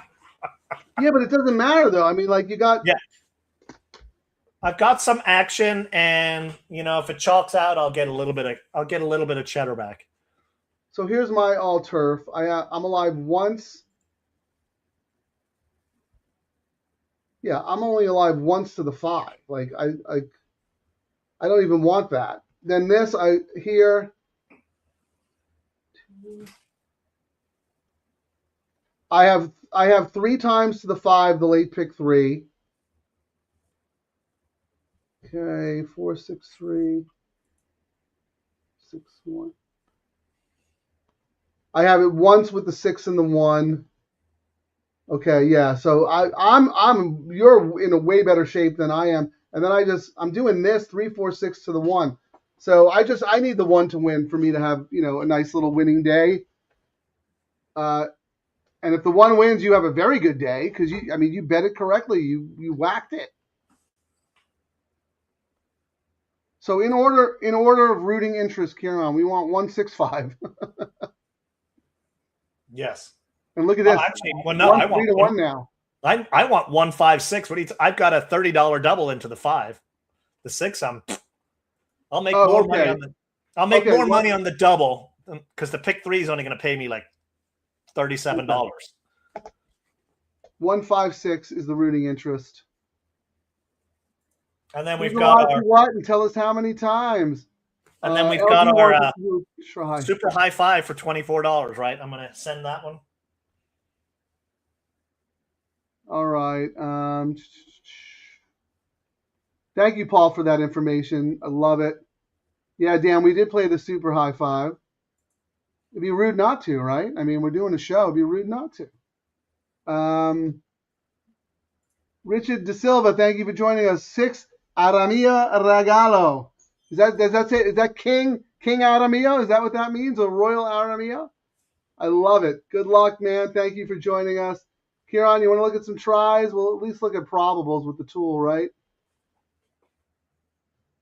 ExpressBet has a really cool trifecta probable tool that everybody should be using, even if you don't play, because that will allow you to at least see if there's sneaky money on certain horses that you hadn't considered. So what are you thinking, Ciaran? Anything? Or are you just like counting your money already? I'm just thinking, let's just get out of the weekend, but we are degenerate, so let's see what 156 pays. That'll tell us what at least a moderate pay would be. What's 156? I know what Ciaran's doing. He's probably trying to cue this thing up. No, not that one. Which one? This one. No. Hey, where's the one of me crying? No, I was going to get the hair. It's right here. No, you know what I actually got? After yesterday's one, I forgot to play this one earlier. This was after our loss yesterday. This was today's one.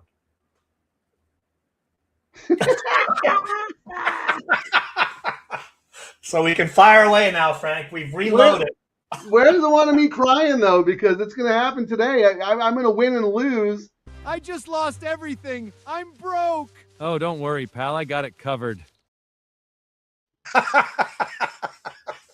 I'll tell you right now, that AI, pretty good copy of my voice. I don't know where where they got that from. That's pretty good. Pretty. But this is the one we're hoping for right here, Frank. Yeah. Number 1. You can do it. You can do it. Yeah, if the one wins, I'll make like a tiny little bit of money, which is nice. If the one wins, you'll make, I mean, what, close to 500, right? Something pretty good. So, Frank, well, thanks, Jeff. Not much more we can handicap here. What I was going to say. So our plan is next show. We're thinking I'm going to head up to Santa Anita this upcoming weekend. So we're thinking about maybe doing a Saturday show as well, Friday and Saturday. What are your thoughts? Which bets should we look at for Saturday? Yeah, it's Pegasus Day. It's a big day. Gulfstream Park is the Stronach sister track to Santa Anita. It's going to be great racing. We will look at the wagering menus. We will see if there's anything low takeout on there. If not, we have the Sunset 6 to maybe think about, the Coast to Coast to maybe think about, obviously the Santa Anita doubles and whatnot. I don't know. We'll have to do a little bit of research. You're going to be there Friday and Saturday, aren't you? Yeah, I'm thinking we'll do Friday, Saturday. Maybe we take off Sunday next week. I don't know. We'll see. We can play it by ear, though. But I'm thinking I'm up there. We may as well see if I can sneak into the Double Trouble Lounge. Oh, they should rename that the Double Trouble. Oh, the only problem is I really do like that they call it the 100 to 1 because that's in honor of the bar that used to be where Le Meridian is now for a long time. And they actually have the original 100 to 1 sign there. So that's pretty cool. Yeah, I'm gonna stay at that new Hilton with the rooftop bar and see what that looks like. So that's the plan, at least. Coast to Coast, pick 5 on Pegasus Day. Oh, 15%. Yeah. Well, we'll consider it for sure. But as for Sunday, Ciaran, like I don't know, Sunday's our flagship show. Yeah, maybe we'll just do a show on Sunday. You can do it from the rooftop bar. Yeah, this is a little funny right here. So Jeff goes, "Do you guys like disco time?" And then Dan H goes, "Frank is a disco guy." I wonder why. He is the greatest dancer. I do have a little disco in me. I'll be honest. Not gonna lie. Oh, did I play the Low-Takeout song that we have? No, I did. I did play it, right? I can't remember. You played it. You know what? For next show, you have to do a disco version of those. Can you give different genres and do reggaeton for when we do New York shows and stuff? I can do it right now. Disco. Ciaran, if it were up to me, I would rather not do a Saturday show and do a Sunday show if we can only do one of them, because I feel like Sunday, this is our. No, we can do all 3. I don't care. We can do all 3. I'm just saying I'm up there. Maybe we should take advantage of us being on track at least for something. Ciaran just wants to show off. He wants to show off at all the exclusive places that he gets to hang out at, where regular folks like me aren't allowed access. LD, Larry Balnikoff is running on Pegasus Day. I thought there was an ownership change, though. Does LRF still have Balnikoff? I thought I read something about that. I thought they sold it. Yeah, that's what I thought, too. Or do you still have a piece, Larry? Let us know. I mean, here's the thing about Disco Time and all those other horses. Frank only knows if he likes a horse after he handicaps the race and the post positions are drawn. I'm not a guy. You ask me now who my Derby horse is. I'm exactly the same as you, Frank.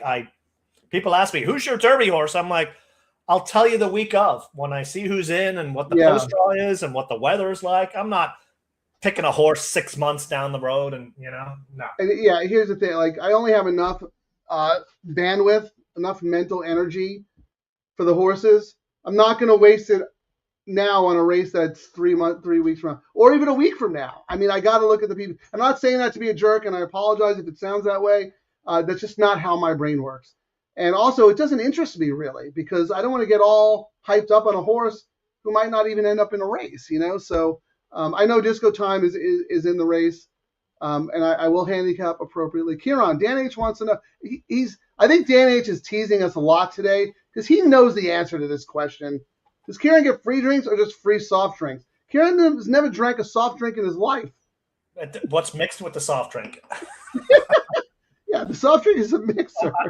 I'm doing this one today, Frank. I figured we'd get some other luck too. We got Raise it up, the Blantons. Oh, yeah, so we get another one, another one almost done, so I can add it to the collection. Okay, LD says Balnikov sold to an LF partner. Well, okay, all right, well. Oh, I thought they were actually going to retire that horse, so they're racing it again. That's interesting. Yeah, he's running on Pegasus Day. I thought they were going to retire the horse, is what I had heard. So interesting. I did know that whoever bought it, they were very happy because they're like, that's been a big fan of the horse for a long time. So they're like, went to a great home. Well, yeah, that's what he said. He said the wife loves the horse. See, Ciaran tunes out when I talk about the audience stuff. But listen, he says they bought the horse because his wife is in love with Balnikov.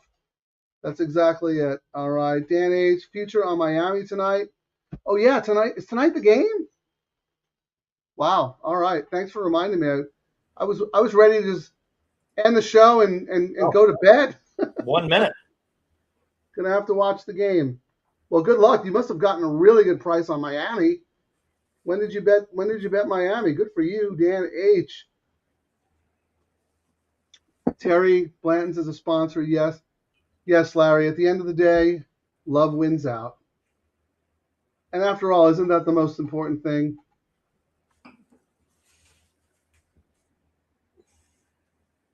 Oh, my goodness. All right, what do we got here? I love the DTL crew. They actually understand us and get our sense of humor, and they come right back and give it right back to us. It's amazing. Thank you guys for watching. Trying to think, what is the big, it's the big turf race is the Turf Invitational. So I'm assuming Balnikov is running in that race. It's probably one of the last 3 races, I would assume. Yeah. I mean, it's not that $1 million race or something like that.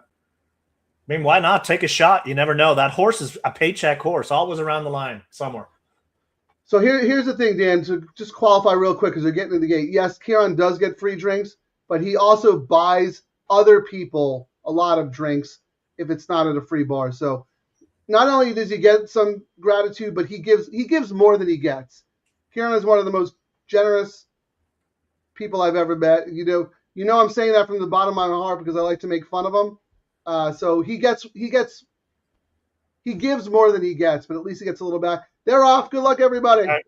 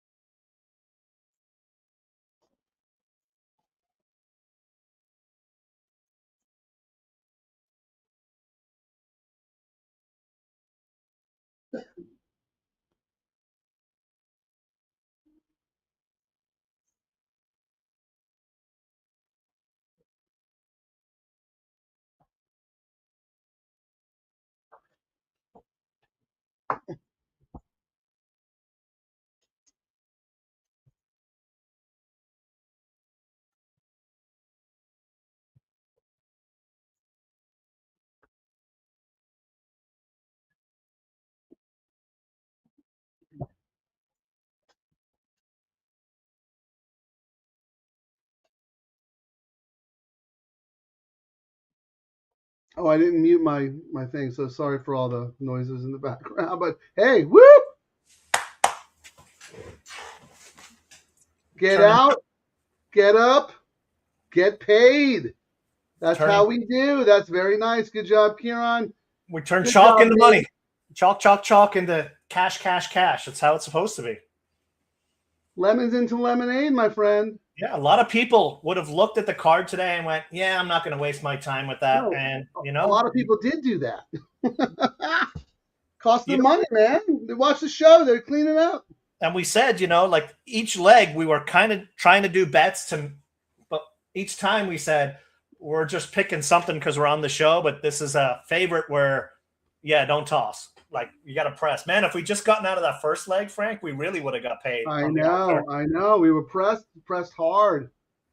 But again, that shows you the value of the ticket structure, right, Ciaran?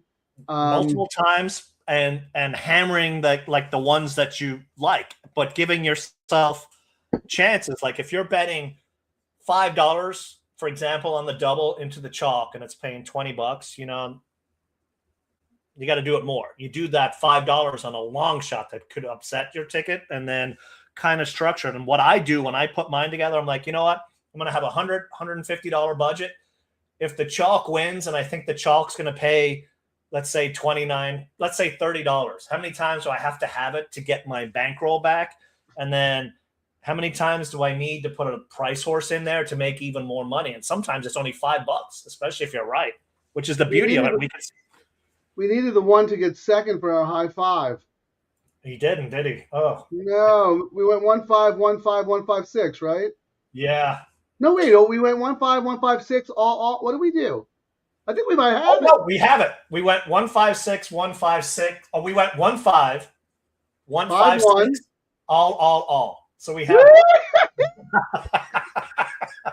It came first choice, second choice, third choice, fourth choice, fifth choice. Yeah. So we made the chalk win by doing that, Frank. So you know what's going to happen? The super high five is going to pay $3. Yeah, we're gonna owe them money. We're gonna get a knock on the door. Hey, you owe us $300 for that pick five. Well, it was like when we did our show. All you had to do was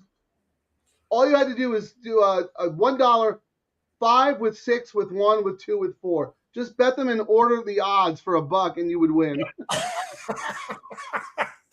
Hey, we're doing our job for Santa Anita. We're juicing the pools. Jerry, nice show, guys. Thanks for watching, Jerry, and all your support as well. We really appreciate everything you do for us. Congrats on Coduello. That horse won big the other day. That's Flawless Racing, Jerry and his partners. Also a brand of the bartending fame. No, believe it or not, Texas Terry does not do our memes. She is responsible for so many other things, but Ciaran and we do all go of back our and memes forth together. Because you know what? Terry's too nice. She would be doing nice memes. Our memes attack each other and make fun of each other. Terry doesn't have a mean bone in her body. But thank you for watching, Jerry. We really, really appreciate it. I'm assuming a lot of... Well, that's what I had that one ready if we didn't, hit today after yesterday. But that was not the case. No, our ATM run paid off, Frank. Well, you beat me again today. We both cashed, thank goodness. Great show. Turning lemons into lemonade. Play the broke one again. That one really cracks me up. Because I did actually owe you money the other day. Where is the broke one? When I told the counterfeit bill story, remember? Oh, yes. This was us. Yesterday, this was us. So we could come back and fire today. You know what? You know why I didn't do as good as I should have done? Forgot to put on my lucky cowboy hat. Well, I wore my tallest Irish leprechaun. I know, but I had the whole cowboy showdown theme.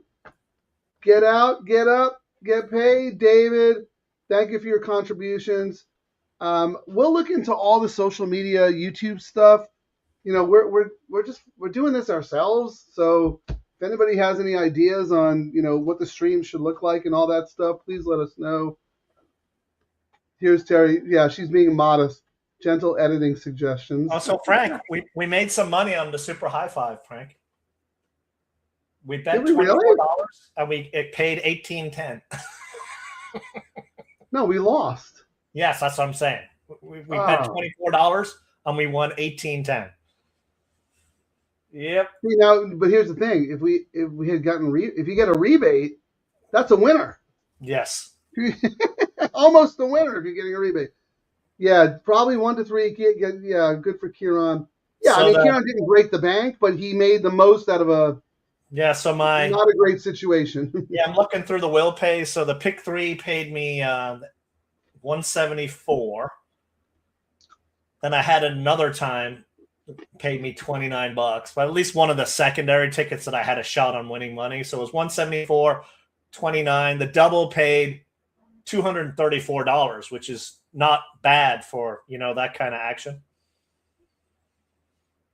I'll take it. Yeah, we'll roll. Yeah, we'll roll through the pays in a second. So wait a second. I want to see what. First of all, Nando, thank you. We're glad you stumbled upon our show, and we appreciate all your support and contributions. $2 bet. The high five paid $1.90. So how do we get back at 1860? Is that right, Ciaran? Are you looking at your ADW? $1 super high five. 56124 paid $18.10. And that's for $1, right? Correct. I think maybe there's a typo there somewhere, or I'm missing something. But anyway, Nando, thank you for joining us. Froggy Mushroom, one of the OGs of the DTL crew, been with us from the beginning. Straight out of Little Rock, Arkansas, if my memory serves me correctly. Thanks, guys. Another great show. Thank you. I will say, shout out to Holy Cross. Thanks, guys, for the entertainment. Always allowed. The Miller horse ran good, so the Miller is again that six that ran second. I mean, Miller's horses are firing. He's not a toss like he was at Del Mar. Like some of these trainers are really heating up right now.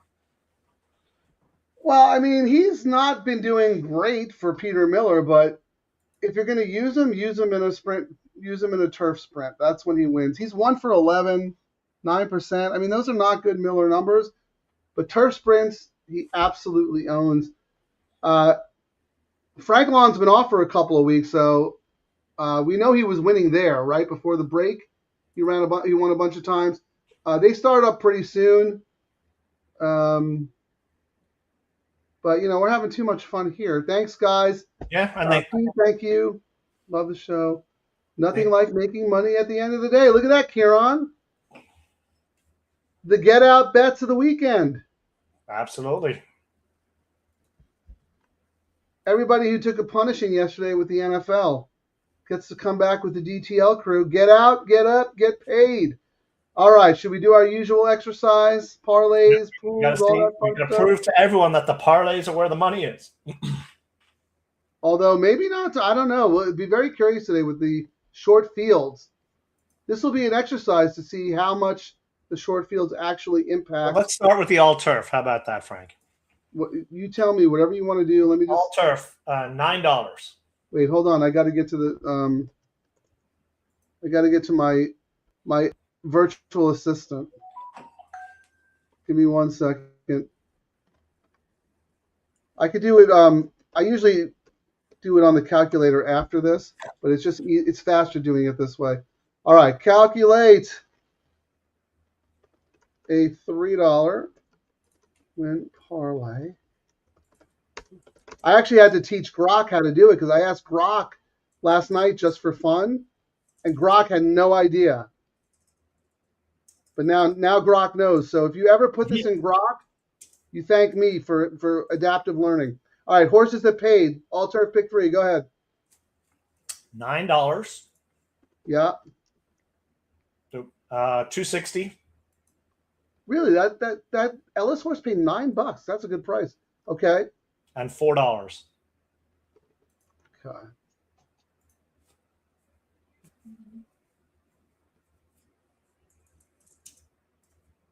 $35.10.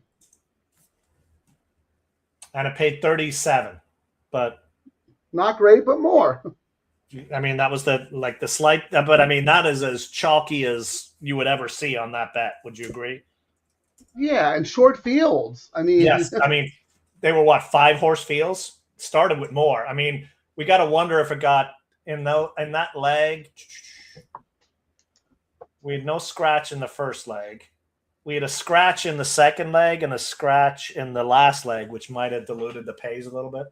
Well, yeah, that's true, right? If you had those horses in the early bird, you got the favorite or whatever. But here's the thing, Ciaran. if you have it 100 times, that extra $2 is significant, Correct. right? Yes. It's an extra $200 to your pay. And this was a day like we saw a big show jumper show up on Miss Astor, and that paid $40,000. Oh no, actually it ended up. I'm looking right now, Frank, in that race they bet $60,000 to win on Miss Astor, $52,000 to show. Wow. But they got 10 cents. They got the rebate back. They got their 10 No, cents it didn't back. pay $210. And a rebate on top of it. Wait, what? It paid $220? It paid. Oh no, it paid $210. 5 cents on a dollar. 5 cents That's a back. $2 bet. Yeah, 5 cents. Still, that's amazing. Go to the bank and ask them for a 5 cent return in 2 minutes. No, Good they'll luck. tell you we don't have coins anymore, sir. Or the casinos, they go, yeah, we don't spit out the coin. You go to the cashier that's got 400 people in line to cash out your 20-cent ticket. Yeah, unbelievable. All right, so let's do the pick three. Calculated $3 win parlay. I think Mrs. Astor started it, right? So that was what? Yes, 260, Okay, then the Lee horse, 680, and then Ventry. $4.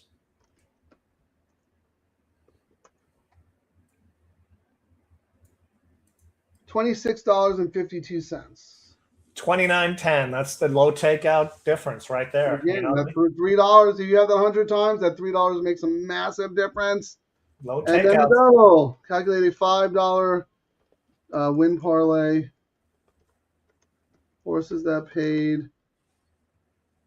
$680 and $4. Correct.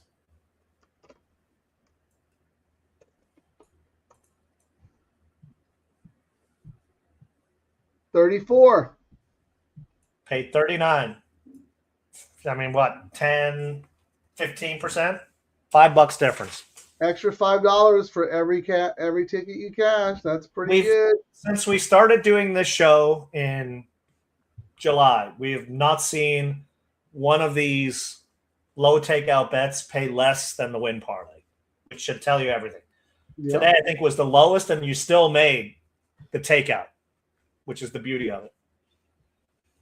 And if you happen to be in a state or using a platform that gives you decent rebates, you did even better. Yeah. In California. Unfortunately, we live in California where we don't get anything. Yeah. We get, what do we get here? Nothing. All right, I'm going to roll through only a couple more comments. Ciaran, we got Dan H. Dan, can't thank you enough for sticking with the show and participating. You got to give Nick a little bit of a nudge. We need Nick back, at least for a little bit. Get one drink for free, buy one for Terry, Frank, and me. There you go. I love it. And then thank you, Dan H. from Texas, Terry.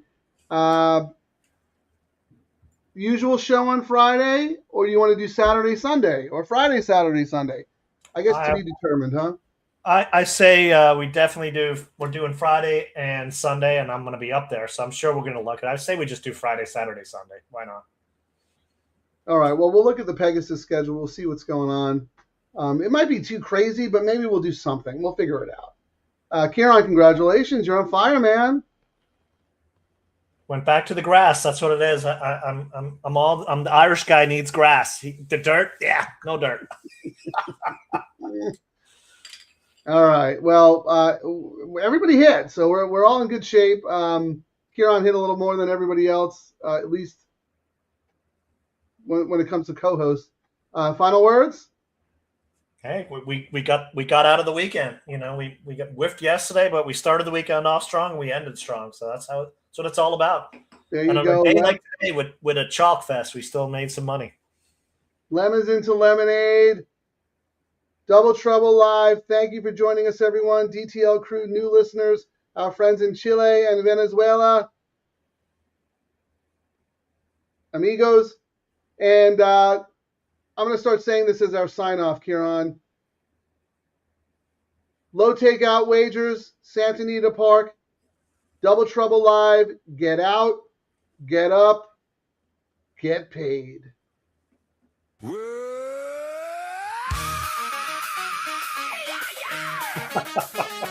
Oh yeah!